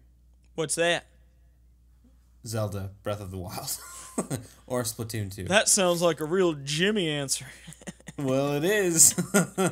Mobile game of the year. I know. Yeah. It's just because it's a Nintendo thing. We're reading it, guys. Don't worry. Fire Emblem Heroes, which I wonder if they imagined it would do as well as it's been doing. But good for them, of course. Yeah. Don't care about it. Yeah. Next one. I'm just kidding, by the way. I mean, I don't care, but I don't think it's stupid or anything. Next one. Outstanding achievement in game design. And that is Breath of the Wild, which, heck yeah. And outstanding achievement in game direction is also Breath of the Wild. Yes. And game of the year is Horizon Zero Dawn. Right. Yeah, you definitely had the way funnier one. Horizon. Breath of the Wild, of course, is the game of the year. And to cap it all off, Takeda was being honored with the Lifetime Achievement Award. So, heck yeah. Really a big old night for the Nintendo there. Now, I guess to sort of close us off the news topic here, I told you guys it wasn't too long. We just have some little nice financial landmarks that they hit. Yeah. Switch now... We. Switch has sold 1 million units in France, the fastest selling console ever in the country, which is always a positive thing to keep the hearing. Switch is selling faster than the Nintendo Yes in France. Oh, God. I wonder how many times people had to hear that joke. I know. I know. It's like... And they probably hated it. Yeah. It was never funny, despite hearing it 4 million times. It's funny for me, so shut up. Anyway. And Breath of the Wild has now sold 1 million units in Japan, which is quite a feat as well. Beautiful. That's, honestly, I thought that's probably already the case, but yeah, Breath of the Wild, heck yeah. I've been thinking a lot about that game, like this past week, and how just like the environment, like the sounds of the nature, first on that first day of playing it, that is some grade A nostalgia. Thinking about. I was gonna say we're gonna be talking about that in just a minute. Yeah. Yes, we will. But why don't we take a quick little breather, and then when we'll come back with our bells and whistles for the old birthday celebration. Giddy up.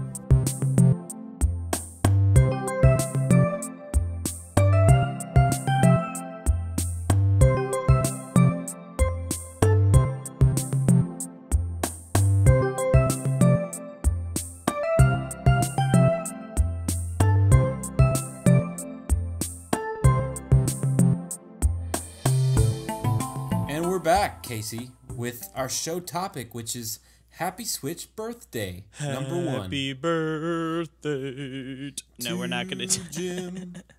Yes, it's hard to believe that a full year, just about, of course, this will be posting on the 1st, so just a few days shy of the true anniversary. But, of course, pretty crazy to think the year that we've had, not only as, Switch players, but just as, being with the website and doing the podcast and getting into some video stuff and just whoo-wee.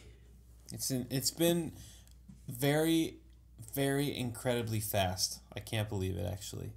And it's what an insane year. I mean, really, last year at this time, we were playing Wii U.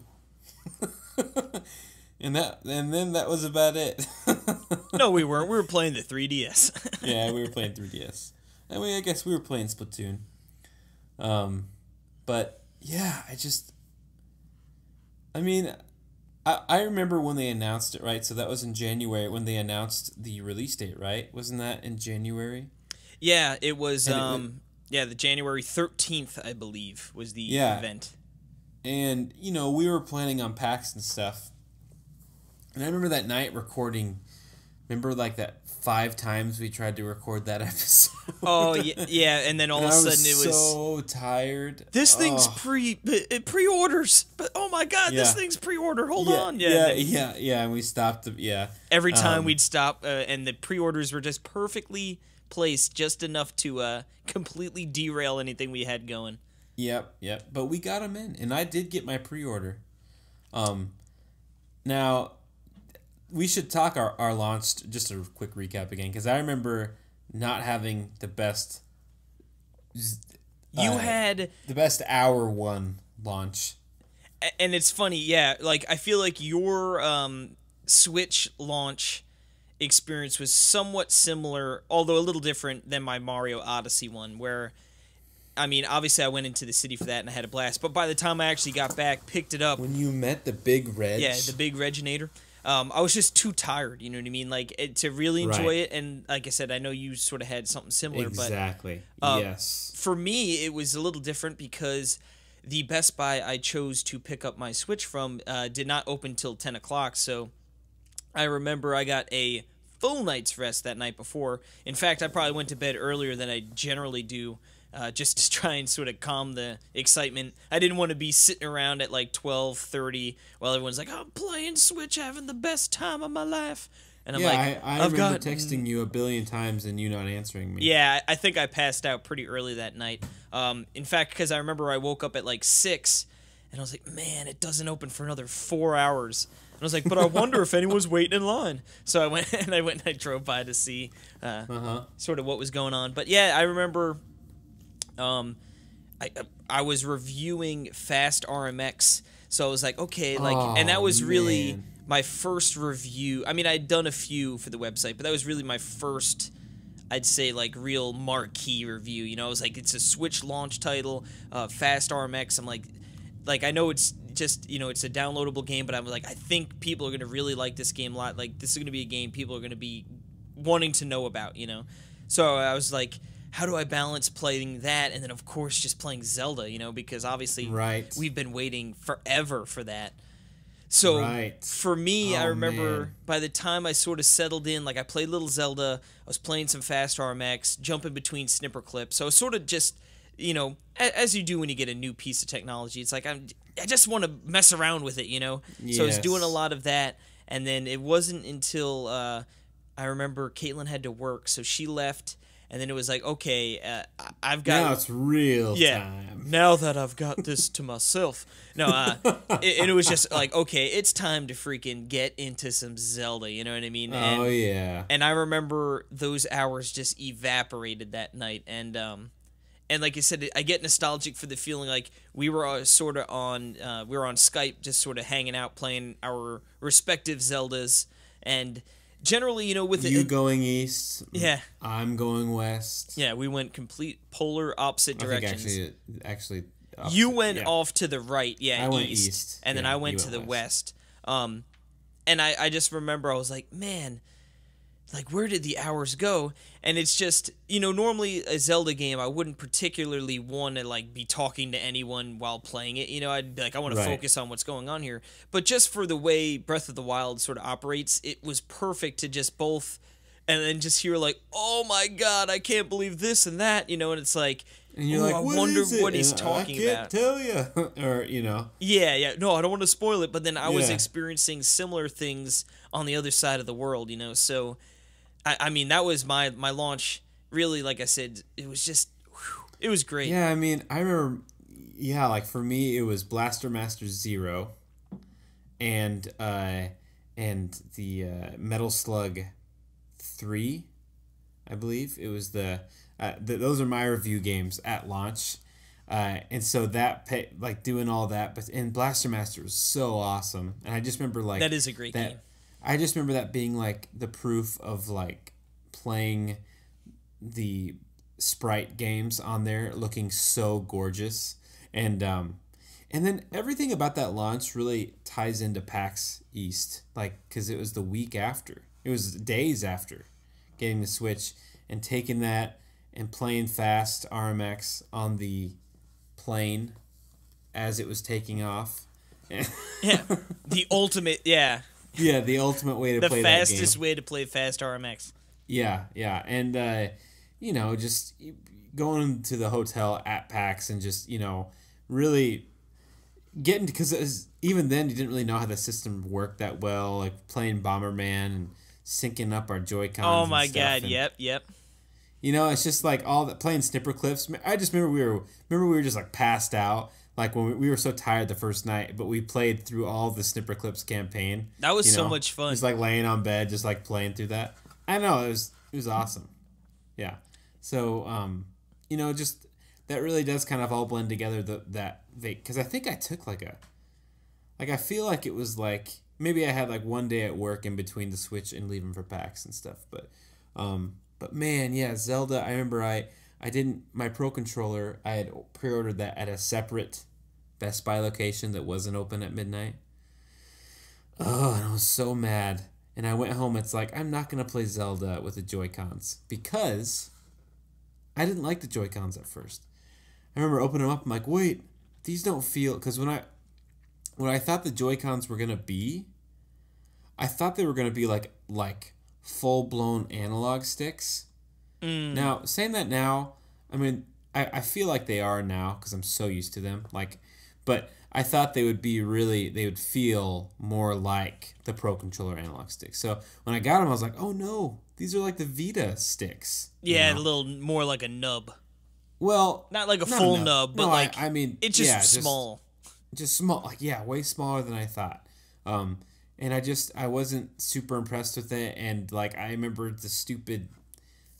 Putting on the strap things and putting them on backwards and them being impossible to get back off and I was so tired from waiting in line for an hour at the slowest Best Buy ever with people and watching people get all the amazing stuff in front of me and leave. Oh God. And all the launch edition, all the Breath of the Wild special editions and stuff. But anyway, I mean, coming back, the thing was not having the Pro Controller. That really soured it. But then I woke up the next morning, drove there, came back, played Zelda, finally started Zelda, and it was just like, oh my goodness, I just remember it clicking, literally clicking when wandering through the forest and hearing the birds and stuff. That was the coolest thing, so... Yeah, that was a special launch, and I mean, yeah, like I said, it started off on the wrong foot, but I think that made it even better for the upswing. Yeah. Realizing that this amazing new console, I can take it with me, and just taking it to work and playing Zelda, it was amazing. It really was everything I'd ever dreamed of. I feel like I'm looking over at my Switch, I feel like I take it for granted now. Oh, I know. It's like, I remember the first day of getting it, this thing is the most amazing thing ever. So. But, yeah, I mean, I don't know. I was thinking we could talk about, the whole unexpected surprises that the Switch has brought through the whole year. Yeah, I think it's funny to think of, the first year of the Switch, right? So, for the first 6 months... maybe not even necessarily the first 4 months. I feel like really up to ARMS, it was pretty slow. It was a slow but steady burn. I mean, you were still getting a bunch of games on the eShop every week. Hamster, tossing like no other. Yep. You were getting games coming. You were getting a lot of those Twitter reveals of here's a picture of the Switch with our game running on it. It's coming, baby. And then, that was super exciting until then, probably around September, October, and onward, it got to that point of, oh, my God, there are so many games, too many games. Oh, yeah. And they just keep on coming. And, I mean, obviously, that's not a bad thing. We have audio proof on this podcast. We have chronicled every single game. I know, it's ridiculous. And I mean, so then now it's sort of like, especially we were in that stage like, oh my God, they're bringing that game to the Switch. Like, awesome. Oh, that little indie that did really well on other systems, like, it's coming. Like, and now I'm getting to that point where it's less like, oh my God, wow. I mean, like, sure, there are still games that come. You're like, yes, like, I'm excited for that. But it's like, it doesn't surprise me anymore because the Switch has sort of garnered that respect from especially indie developers because they know that the system is just a hotbed for the downloadable scene right now. Yeah, I mean, that's the big surprise. I mean, to me, just because of how the Wii U was, right? The Wii U was the exact opposite of what Nintendo wanted. And it was just, what a fizzle out compared to the Switch. I never thought the Switch would do anything like it did, We were worried about third-party support, Like, honestly, like, truly worried about it. And crazy that we got Skyrim and Doom and, all these Rocket League, I feel like Rocket League and Doom are like one of the craziest things that you ever thought would ever come to the Switch. Yeah, I mean, to me, I feel like Rocket League made sense. I did call it. But Doom, yeah, that's the one where it's like, whoa. Like, because Doom is known as like a graphical showpiece. I mean, like, obviously it's known for like its crazy action and, really great fun gameplay. But like, it's a technical showcase as well. So for them to get that to run on the Switch looking great and then going back and adding things like motion control to it just shows you that Bethesda is serious about the Switch. They could have pooped out like a poopy port and that been it, but they listened to people, they went back, they full motion control aiming like that. Awesome. Yeah, I know. It's just, and you just gotta think, I mean, I would say that the third-party support isn't, like, insane right now. But, I mean, it's better than I would ever thought because it's one of those things with Nintendo. They have to be picky with their third-party because the greatest, the biggest rival or competition is Nintendo on Nintendo hardware. So, like, you can't just have everything. So, I feel like they've done a really good job with that. And that's the other thing we got to talk about is Nintendo's software of 2017. Yeah, it was insane. I do want to touch real quick on third party before we shift the gears to the crazy lineup. I just think, like you said, the third party, while it's there, it's not like unbelievably big, but that's why I'm super excited about E3, right? Because, like, obviously it was clear that Bethesda was on board early, they were part of the reveal with Skyrim and stuff. So they're obviously, we're in talks for Nintendo, and it makes more sense that their games, obviously their ports are coming, but Wolfenstein 2's coming and stuff like that. But for other other developers and publishers that maybe weren't quite as sold are now seeing, they're now sold, they're now, okay, we need to get games on that system because they're selling. So that's why I think E3 is going to be exciting because we're going to start seeing brand new games that are going to be coming to the Switch. And we're going to start seeing, who knows, maybe we get a GTA 5. Sure, it's an older game, but I don't think anyone would argue that having that on the Switch would be a very important game, and a very big game. People would love to buy and play GTA on the go, Absolutely. So I think this E3 is going to be not only really exciting to see what Nintendo has in store, but what other, companies have in store for finally, now that they sort of see that the Switch it's no gimmick, it's not, it's not going to fizzle out. It's a system that's got staying power. It's the fastest selling system ever, In France. That's great. No, I know. Well, in France too. Yeah. But yeah, I mean, let's talk about the first party. I mean, it was kind of right. I mean, I guess the first. I mean, obviously, Zelda was the game until it was Mario all right. Kart, right? Mario Kart 8 Deluxe was the next big game, so that was in. I believe that was in late April. I mean, it was March, April, and then the May game was ARMS, which was awesome. And then June came, and that was Splatoon 2. And I think even peppered in there was like Pokken Deluxe, maybe? That was in September. You had in October was Mario and Rabbids, although I know that was, I guess, technically third party, but I mean, it feels very, with Mario, you know. And then, then they had Xenoblade or Mario in October, Xenoblade in December. Mario. Yeah, so. Yeah, I mean, remember, we had Zelda and Mario in 2017. And Xenoblade. The Holy Trinity. And Splatoon 2. And a new Metroid on 3DS. I mean, I know we're talking Switch, but... But then don't forget, then they brought Bayonetta 1 and 2 over, you know, in, you know, this past month. And they've... And they have Metroid... And they announced Metroid Prime 4, which... And Pokemon, like a true... And a Pokemon. Yeah, a true Pokemon game for a home console, which, of course, I know it is portable, too, but, like, I cannot wait to see... Like, what they should do for that, I mean, quick aside, I think they should either just make it a full remake of Red and Blue, but, like, in full 3D, and, like, of course, add things to make it, you know, some more stuff to it.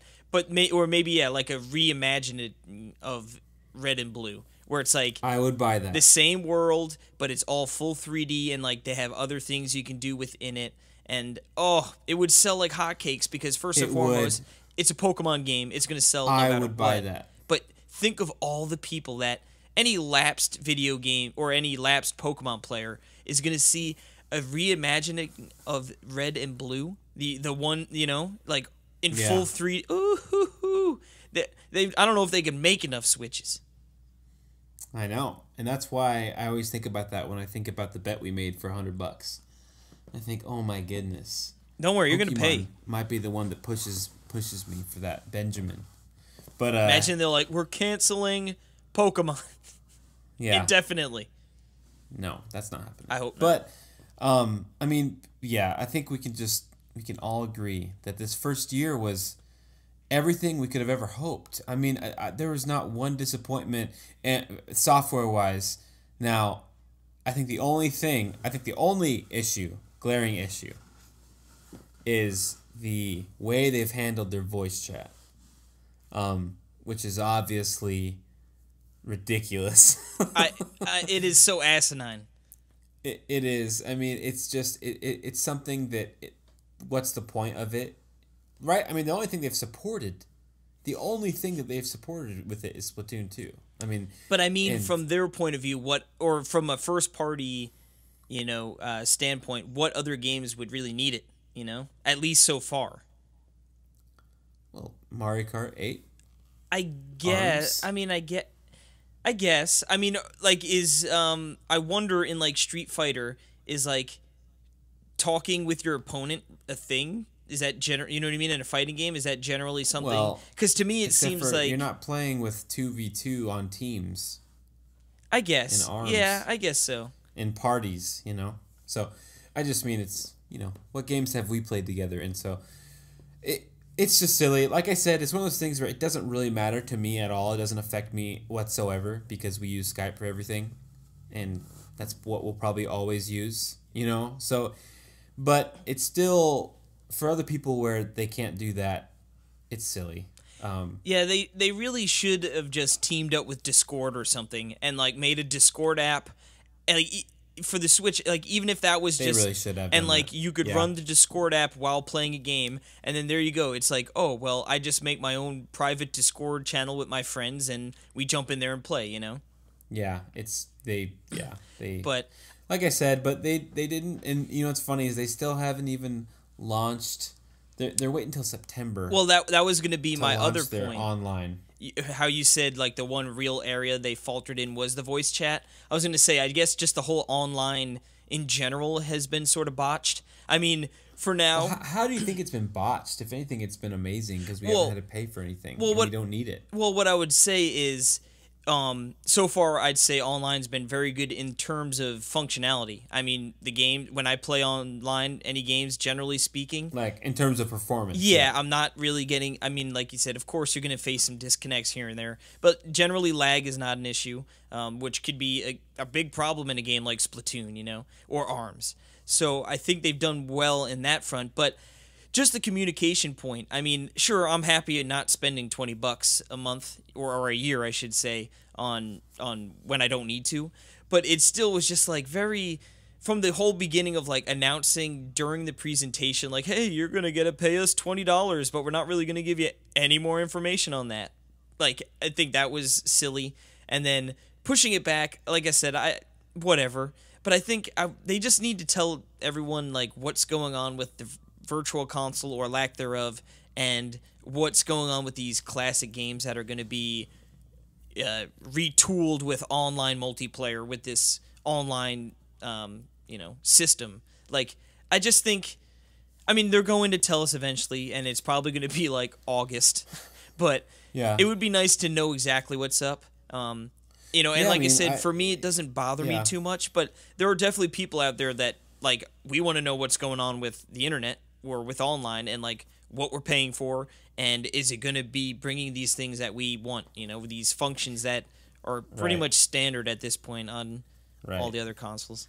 And they have mentioned that it will be worth the wait. So that's cool. Oh man, I hope they didn't make their bed with that one. I'm just thinking, I think Virtual Console is very interesting too, because that was such a huge thing at launch. The rumor, it was like before the January, broadcast. It was like obviously GameCube support is coming, Mm-hmm. and Smash Bros. Melee is going to be on day one. You know what I mean? Oh God, and it's just how far we've come from that point. Yeah, I know. And so we haven't had one Virtual Console game ever, yet. They haven't even said Virtual Console. Well, that's the funny thing. If you look at like the best-selling games, like the arcade, the arcade archives, absolutely. It's like killing it, and it's like, oh man, like Nintendo, isn't that a hint? Like, come on, like, what are you doing? Yeah, hello. I know, but that's when they announce something crazy with the online, and that's the thing is I'm at a scary point right now with the Switch where it's so good, and there's too many games, and if I just might explode at their next announcement. Just literally, just my body will just explode. My body is not ready for their next announcement. Yeah, I feel like I wonder at this point. I mean, we have to. We got to get a Nintendo Direct before E3.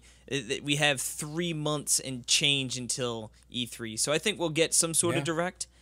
Maybe outlining Yoshi or something a little more. Yeah, I mean Kirby's out in like a week or something. That's so weird. That is weird. It doesn't seem like it's been getting too much hype or anything. No, not at all. Which I thought it would, Like, I don't know. But anyway, all in all, happy Switch birthday. Well, here, I think a good way to close it out is whenever, the birthday cake comes in, hopefully it's not an ice cream cake. And if it is, hopefully it has the crunchies. But you blow out that candle, you make a wish. What is your wish? I don't know if we just want to say for year 2 or if we want to say, year 2. What's your wish if you could have one game or one thing happen with the Switch over the next year? What would it be? Always Super Wario Bros. Interesting. Now, for me, I mean, I'm already on record throwing down that gauntlet for Animal Crossing in September. Now, I'm not going to wish that because I already know it to be true. Well, that's happening. So. Yeah, it's already true. We already know it's happening. Now, obviously Prime, it's like Nintendo sort of helped us out giving us Prime and Pokemon, during the E3. So it's like, what could we want?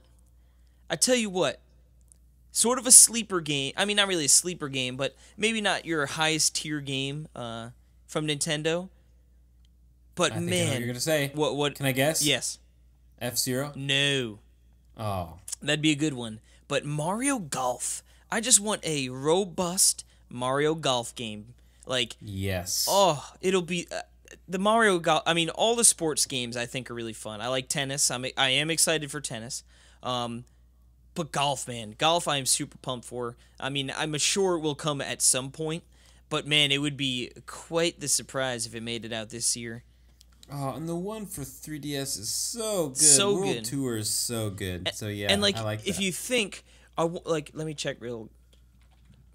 Like, when did World Tour must have come out in 2014. So it's been 4 years. So we're due. We are due. And, we're due. And I tell you what, a little lesser known, or maybe this would have been more appropriate for a wish. But Mario Strikers, bring it back. Yes. That game is amazing. It's like, I've never been in such like tense battles than when I'm playing Mario Strikers, because I remember that was a game me and my roommate played in college a lot, and it would get so intense, man. The way you could just slam people into the wall, like it was like a cage match, soccer cage match, man. That woo-hoo-hoo.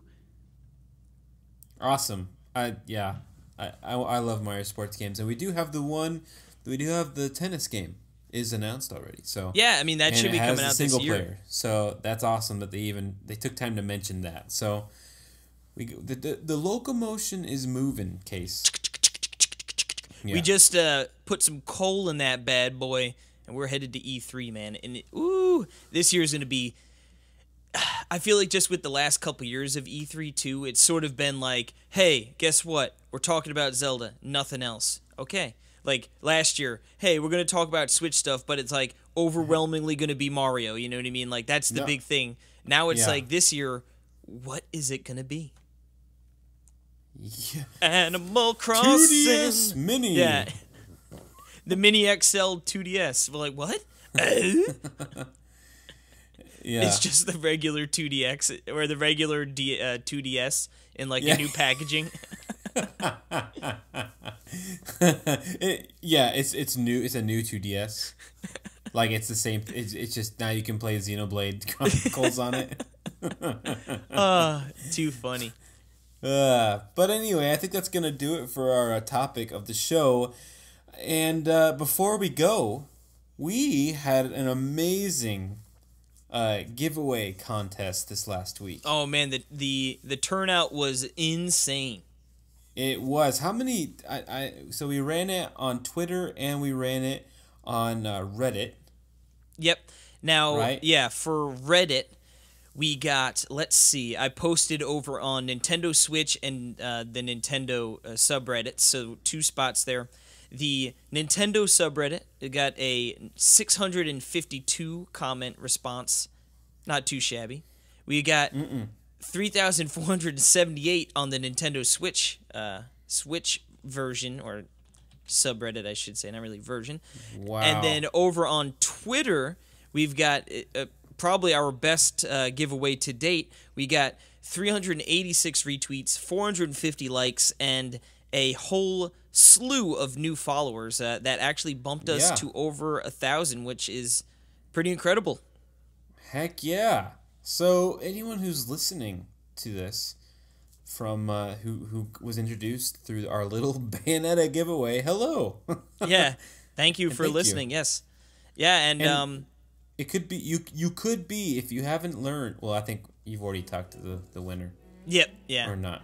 Okay. I've heard the winner, and I guess we can get right on into it. So, hailing from Reddit, we've got Mutated Spleen. They get the code for Bayonetta 1, and of course, you know, this was the first giveaway we had in a while. We were a little bit more regular on the last couple months, but we got into such a crazy, hectic time with all these games and reviews. I feel like we haven't had much time to really think outside of just, you know, hammering away. So we are going to be doing some more giveaways in the near future. And of course, if you are following us on Twitter at Talk Nintendo Pod, where's that, Perry?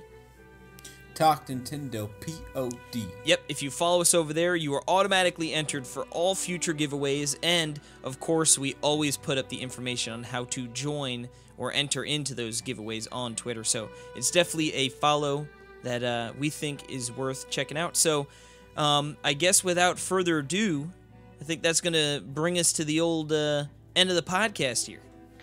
Yes. Well, thank you for podcasting with me, Casey. Yes, thank you for... 75 fine episodes. Yep.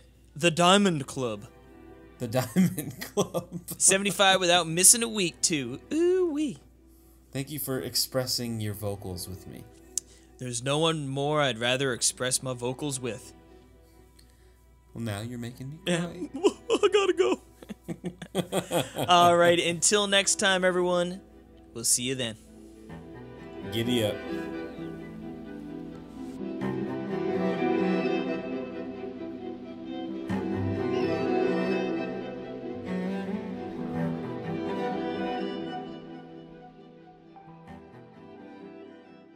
Hey, it's Perry here. As you might have noticed, we don't have our normal intro-outro music playing right now. That is because we are playing music from Fia, because, like mentioned early on in the episode, we did have an interview with them, and we thought, why not just throw it on the end of this episode so people can enjoy it as quickly as possible. So, we had an interview with the game director, Andreas Beijer, from Zoink Games. Great guy. Me and David Lloyd, our Swedish correspondent, came on, and we talked all things, learned about some interesting ideas from Fia, including some funny things scrapped from the game before it was released. So you definitely want to hear it. So again, thank you to Andreas for everything, and yes, enjoy.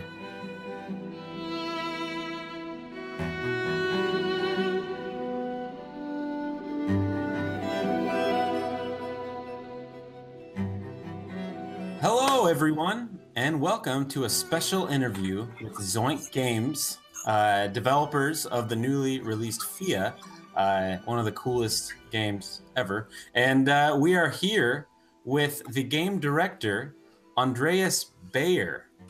Hello. Hey, how are you doing today? Yeah, I'm doing great.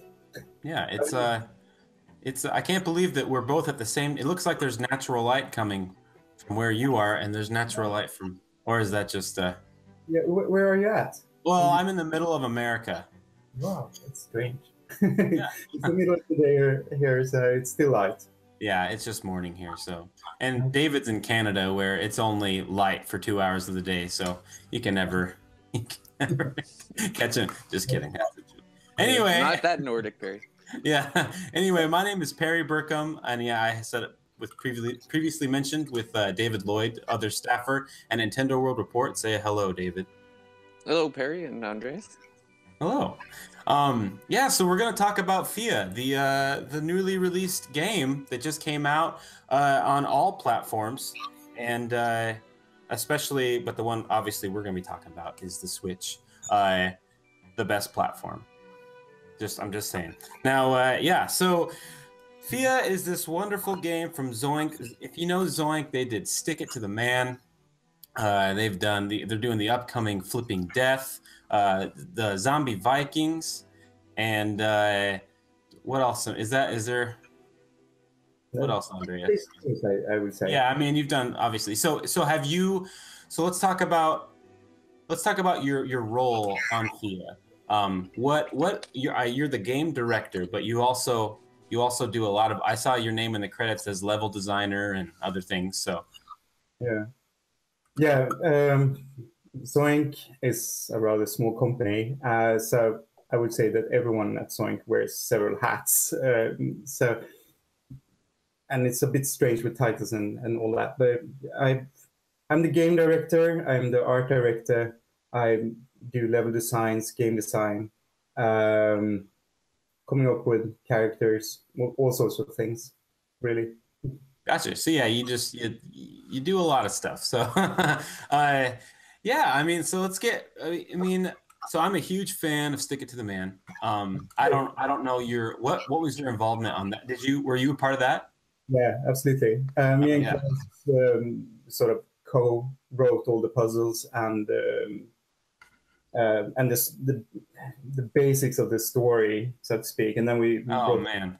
more to sort of develop the story and to make it more fun, basically, with Oh all the man. puzzles and blowing up whales and all that stuff is part me. So So you're one of the crazy people that made that game. yeah, Yeah, because that game is amazing. on that too, actually.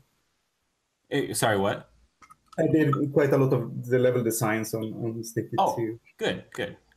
Well, it's funny because I feel like most people who have played Stick It to the Man and then they're playing FIA, Yeah. I don't know if they're going to think this is the same developer at all. No, it's a bit strange, but I think I mean, both the games are rather purple at times. So, That's true. They do have a purple theme going on. purple and pink. So there's a lot of that. No, otherwise, I mean, yeah, you're right. It's quite different. It is that, but I feel that you can still sort of feel that there is some sort of connection in it. I think. Well, cynical. We're trying to be. There's some dark cuteness to it. That's sort of similar to both games. well, and yeah, the heavily reliance on the environment and the all-encompassing nature of everything. It definitely, and I was playing it with my wife last night, Fia, and I told her because she knows Stick It to the Man too, and I was saying these are the same people, and she's like, I can get that because we were both saying like you can see the same amount of passion put into both projects and how that really shows through both of them. Kind of what you're saying. So, but yeah, so I mean, talking about going from 2D platformer to 3D, it's FIA is a departure from the 2D platform style that Stick It to the Man and Flipping Death are. So, was it difficult switching genres? Well, yeah, it is. I mean, especially with Fear, because there's so much verticality in that game. You can fly and you can climb high up and things like that. So it's quite different to design levels for it, of course, or design the world for it. But I mean, earlier, both me and Klaus and several of the other people at the office have worked with more full 3D games earlier, so we sort of knew what we're getting into. But yeah, it was quite different, but I think the biggest thing that was different was the way we sort of tried to lead the player through the game in Stick It to the Man and in Zombie Vikings, of course, which is quite linear. It's quite different how you sort of try to lure the player to go certain ways or do certain things. In Fear, we try to make it much more free and open for the player. So that was the big, what was rather difficult and different from the earlier games. Mm-hmm. And you do have the that very, very helpful bird that can come in and help you. I think that was ingenious because anytime you need help, which for me is a lot because I always need help. Anytime you can call your bird and he can, give you the general direction to go, and that's really cool. So, but yeah, I mean, the level environments. I mean, I think there is not a single person in the world that would not say that FIA is absolutely beautiful. I mean, just the color. I mean, I love the kind of the low polygon shape, of everything. But it doesn't look low polygon. But then the cool like reflective textures and stuff. I've always been a fan of that. Yeah. So now, getting down to the core of it, I mean, a big part of FIA is singing, and it's really it's harmony, and it's finding common ground between other creatures, other beings. I love a big part of it is there's different languages, there's different cultures among everywhere, and you can interact with people with things, uh, without learning their language for part of it, and then you get to a point where you learn the language, and then everyone there knows what you're doing, and you can suddenly now you have access to a certain new technique or thing. That's the kind of one of the forms of advancement or of upgrades in the game. I'd say is Yeah, and sorry, was was there a question in the that? question? Yes, I was getting to that. What inspired that? The singing, the communication aspect. Well, if you played Stick It to the Man, you know that we have done games with a hell of a lot of dialogue before, right? Yes. When we started working with Fear, we were trying to see if we could tell a story in a different way than we had before, without so much dialogue. But we still wanted to be able to communicate. And when we started to create all the characters, all the animals and stuff like that, we felt that we wanted to connect to them somehow. So I think one thing was that we started to talk about how you sort of, if you meet like a dog and you don't know the dog, how would you sort of approach it? How would you try to communicate with it? And we came up with this system where I think one of the thing we thought about as well was how it sounds when you tune a guitar. When you try to, if you play in a rock band and you're tuning your guitars and try to find the harmony where everything just works and fits together. And so that was sort of the basics for it. That sounds maybe silly, I don't know, but that's how we started to talk about it. Yeah. Well, it does make sense because music is universal, like with all the different languages. Like you may not be able to talk to each other, but music in itself is universal throughout. And I thought that communication worked really well. Like even right off the bat when you start, like that first communication with that deer, it was just powerful because usually with NPCs, for the most part, you're kind of, yeah, that's nice, but you don't. The way that you connect with the other animals in FIA was just astounding to me because once I got that deer, you proceed and then you meet like the villains. Like I'm pretty sure like I screamed at the television like leave my friend alone. Like I was mad. I was mad at the robots for taking the deer, and it's like, man, like it's not often that you kind of feel that emotion like right, especially so early in the game too. Yeah, it's really interesting because it becomes quite powerful. I mean, it's a simple tool, but it creates something quite powerful, I would say. Just and I think in a way it has to do with not using words. I mean, you as a player can sort of fill in the gaps yourself and create that sort of what the communication means in a way, and that becomes stronger for the player, or at least that's what we hoped for when we created that. Yeah, and I love the visual representation of the connection too, where it shows like you kind of have the two different wavelengths that become one. Yeah. And so it was like so you could hear them connect, but then to be able to see them, harmonize, I thought was very very powerful as well. Yeah, and I think that the concept of the harmony and the melody working. I mean, because sometimes you're singing the same. I don't know if this was intentional. Sometimes you're singing the same pitch together, and then sometimes you're actually singing a different pitch that harmonizes with one another. And a lot of times, like because of the music. I mean, I guess I want to talk about the music. Like to think about developing this game from the start, the music is so like essential to the whole game, and it blends like perfectly with the gameplay. And so how do you start that, like, in the process of making a game? Like, what is the composer doing? What's his role? Is he working? Is he just doing music, or is he like in there in the game from every angle?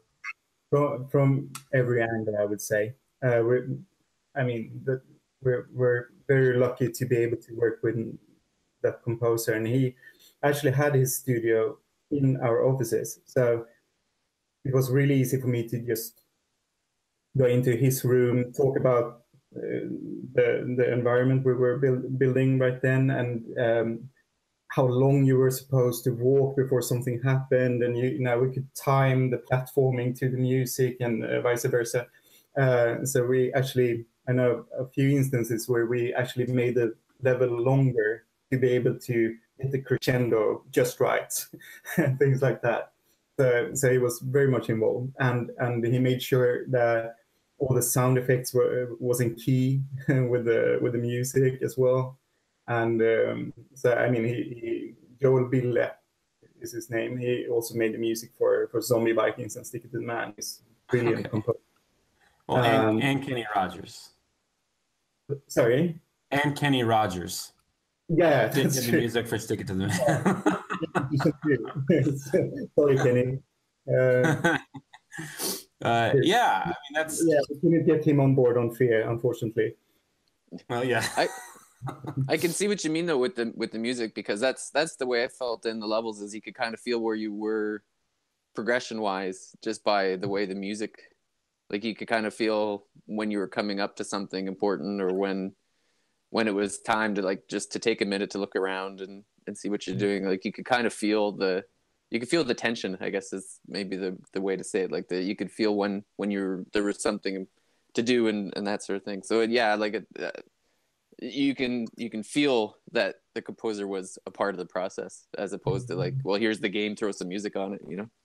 No, absolutely. And I mean, in a way, the way he worked with the music also sort of made the levels denser, the world denser, because I mean, it's quite simplified polygonal look to everything.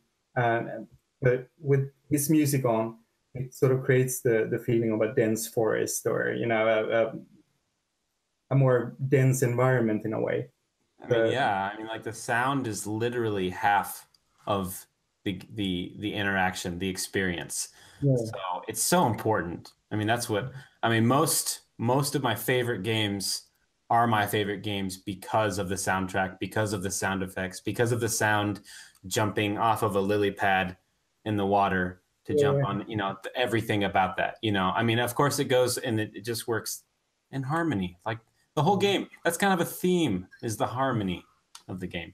Yeah, absolutely. So, and in a sort of poetic sense as well, communicating, getting along with animals, stuff like that. I mean, it comes down to that in a way. Yeah. Now, the way, if people haven't played FIA, I mean, there is a really cool system of what you're doing. We don't have to go in, but I mean, there's different environments, and then you have kind of a certain goal in every environment to get done, and then you kind of move on. And I got to think, I mean, FIA is such it's a very robust, but it's a big experience. But were there like any other gameplay elements that were planned like early on, that like from the very beginning, that maybe, and then after a while, like, you know what, the game will work better without it? Yeah, as always, a lot, and everything from being able to mark your turf by peeing on trees, and a lot of different things. We had, for the longest while, we had deers that could drop like acorns that you could plant and have them grow trees. That was really cool, but it didn't really make sense in the end because there were so many trees anyway, so it didn't really help the game. So yeah, absolutely. There's always stuff like that. Yeah, I think you just made a great DLC opportunity. with the territory marking.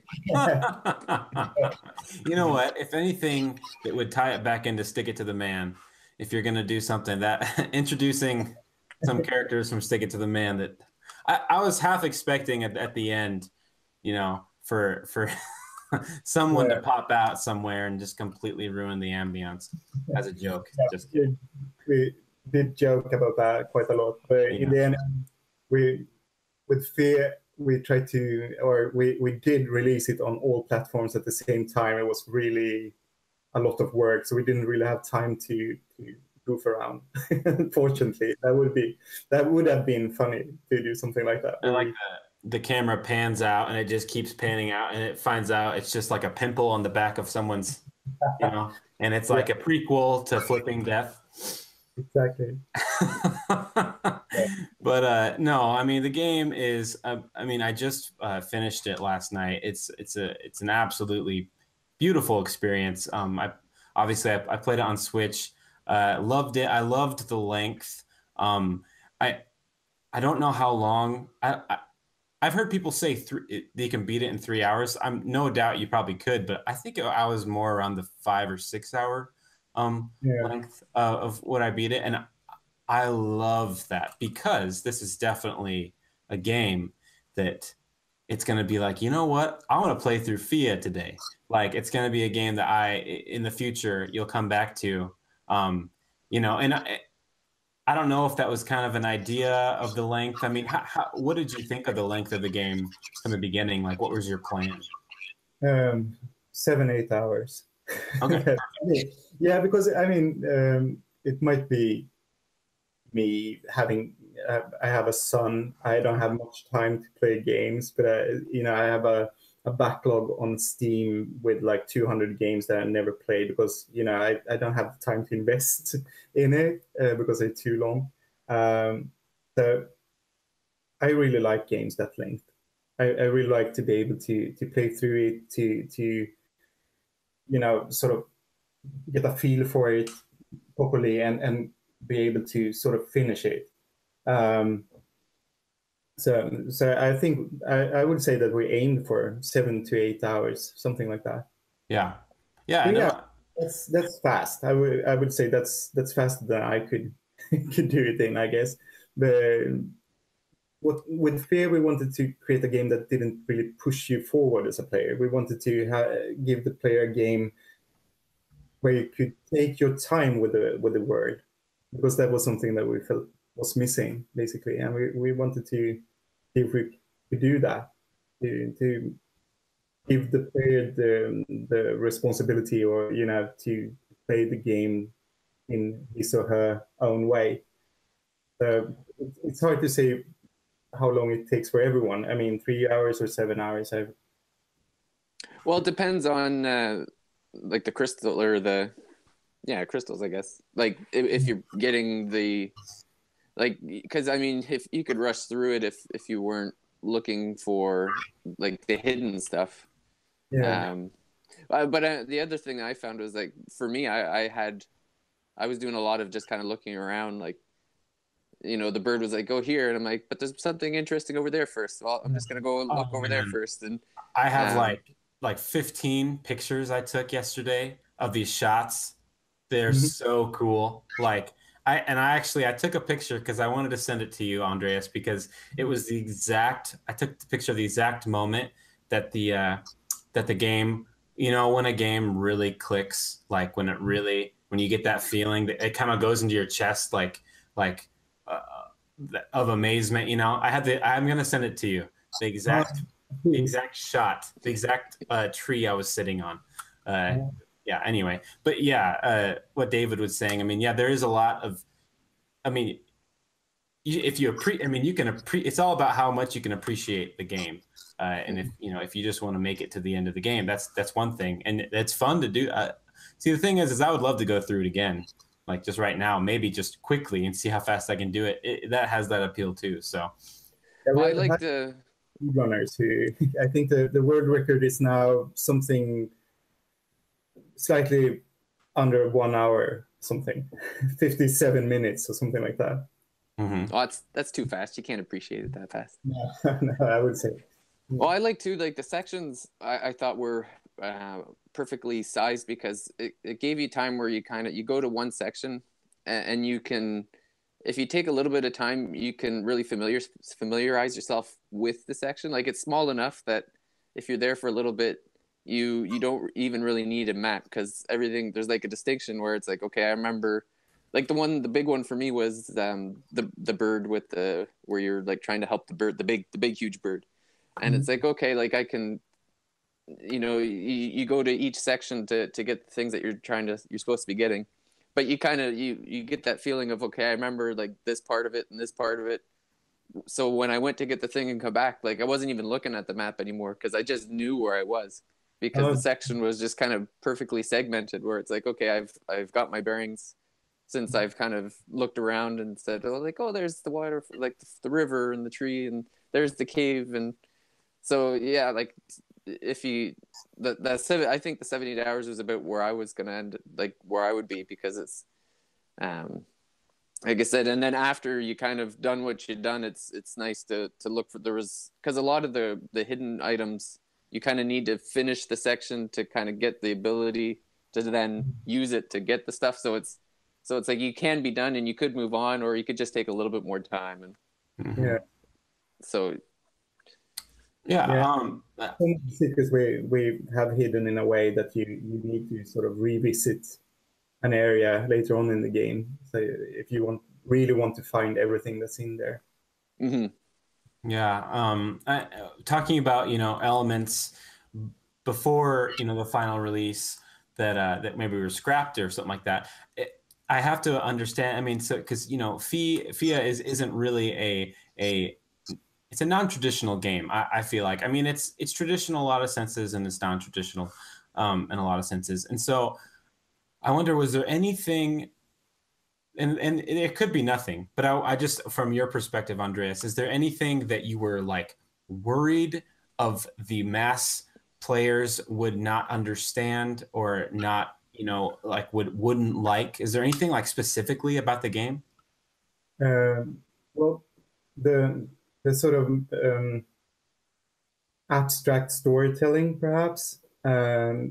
We couldn't. I mean, one great thing with working with the EA was that we were able to try something like this. Maybe we wouldn't have dared to do that if they weren't on board, so to speak. So one thing is the to give the player control over the whole story in a way, to discover the story rather than we telling them the story. That was, for me at least, that was a bit a bit scary, to be honest. And it otherwise, I mean, yeah, there are. It's really hard to say that, but I think that was the biggest thing, really. Yeah, and that's what I was thinking too. Just the way the abstract, it's told through. Well, not just through the gameplay and through the interactions you're doing, but there's also many, like, I don't know what you call them, cave paintings or no, petroglyphs. There you go. Thank you, David. I knew there's a reason I wanted you on this interview. That's like Nordic Heritage again coming in. Yeah. So getting through it, it's a pretty epic experience, pretty epic story. And then there's also, I like the parts of the gameplay that break up. With when you find the stones, and suddenly you're revealing, maybe, is it a memory or is it I don't know if it's a memory. See, it's like that's the thing at the very end. I don't want to spoil anything, but yeah, you get a different perspective is what I'm trying to say from, and I thought that those were like scary and like, emotions inducing. So, I could see how, something like that. And I mean, it's a sort of different way of telling a story. You can say that there are, in a way, there is like 3 storylines that goes parallel throughout the game. You have your own actions and what happens as you play. Then you have the petroglyphs the sort of hieroglyphs that you find around scattered around the world as well, and you have those old ancient sort of helmets with a, I would say it's a memory still in, still in there that you can sort of take out and you. Yeah, it's amazing. Now, before we go, I do want to talk about what you were saying before. You did release this on all platforms. It was developed using Unity. And how was that? How was that developing? I mean, do you usually release for all platforms? Have you done that before? No, not at the same time. I don't think so. But I mean, we have done. We have worked with Unity for quite a long time now, so we're quite comfortable with that system or that engine. And we had some great help from the Unity people. They're great to work with. And we have released to all the platforms except for the Switch, because that was brand new when we started to develop for it. So we hadn't done that before. So it was exciting, of course, the whole thing, but I think it went pretty well. I mean, we're used to, I mean, I think we have done Unity work for PS Vita, and I think, and we were the first to do that, I think, with Stick It to the Man, and we're sort of used to do to make games for platforms that are brand new. So we're used to all the hassle that comes with that. Mm-hmm. Is there Switch specific things that need to be done? Like, one of the common things we see now is a game will come out on like PS4 and Xbox with a Switch released later, but you guys were able to do all three at once. Like, I'm just curious of the process of, like, are you just making the game in Unity and then kind of just testing it on the system and being like, okay, it works on all three, or do you like literally have to like write three different games almost? No, that's the beauty with Unity. I used to make games like 20 years ago when you had to basically do a completely new game every time you would release a new system, and that was really hard.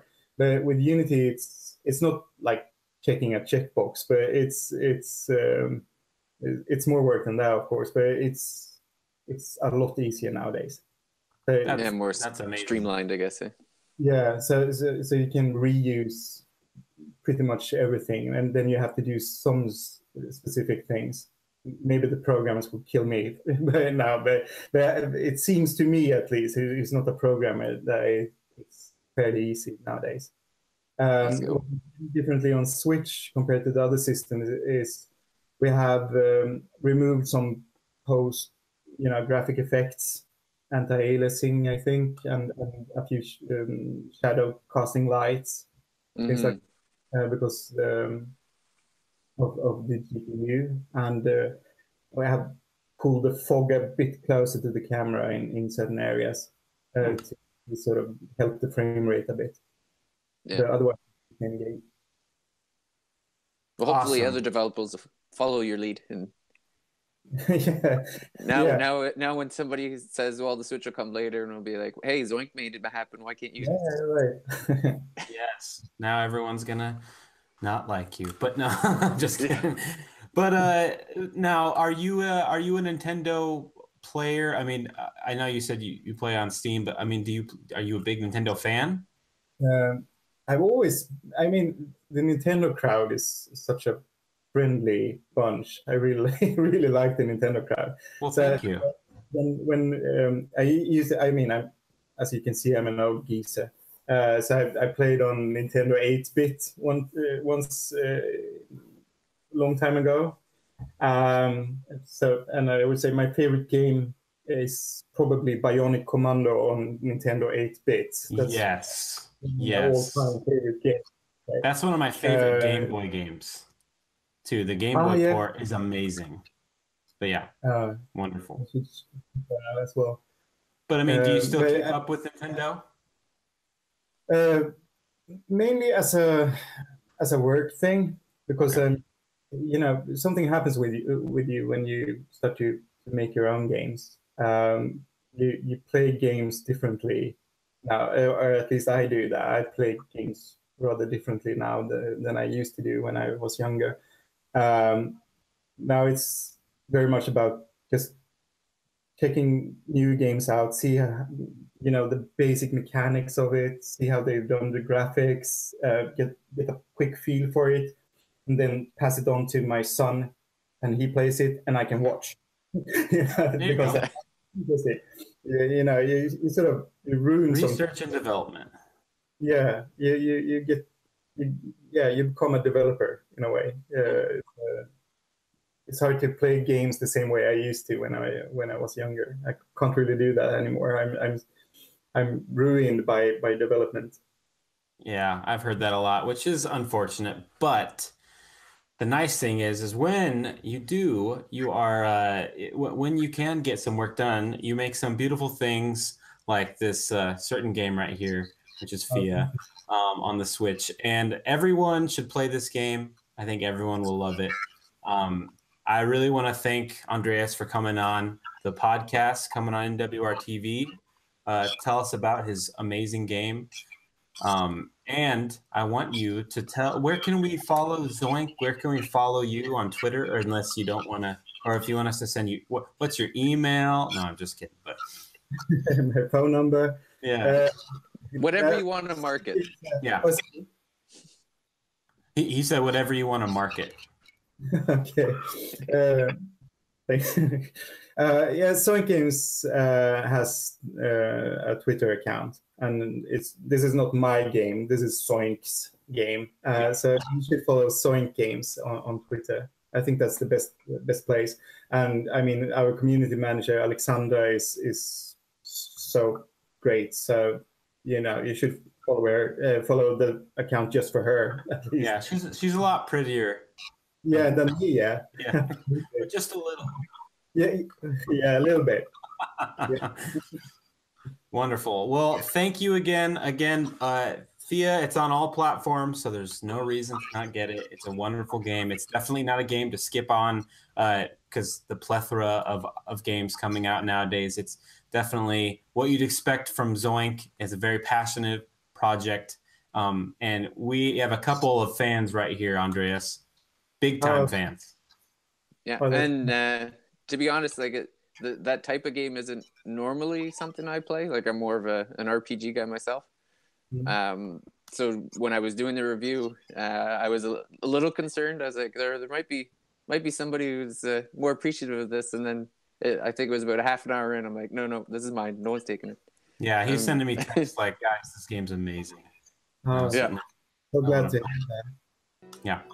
That's fantastic. All right. Well, really loved it. Well, thank you, everyone. Thank you for watching.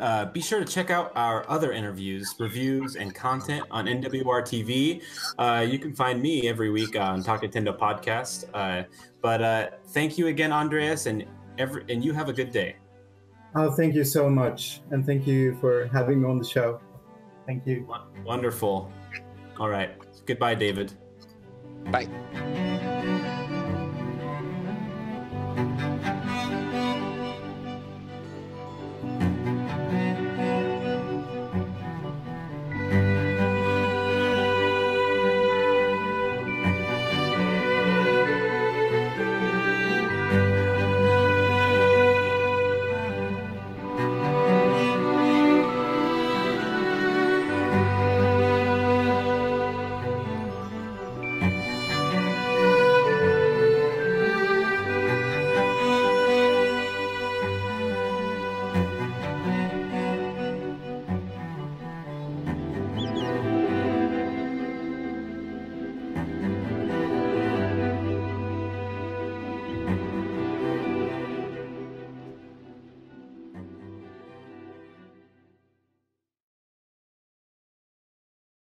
Some say David Lloyd's actually my alter ego. Because what monster doesn't want those crunchies in there, you know?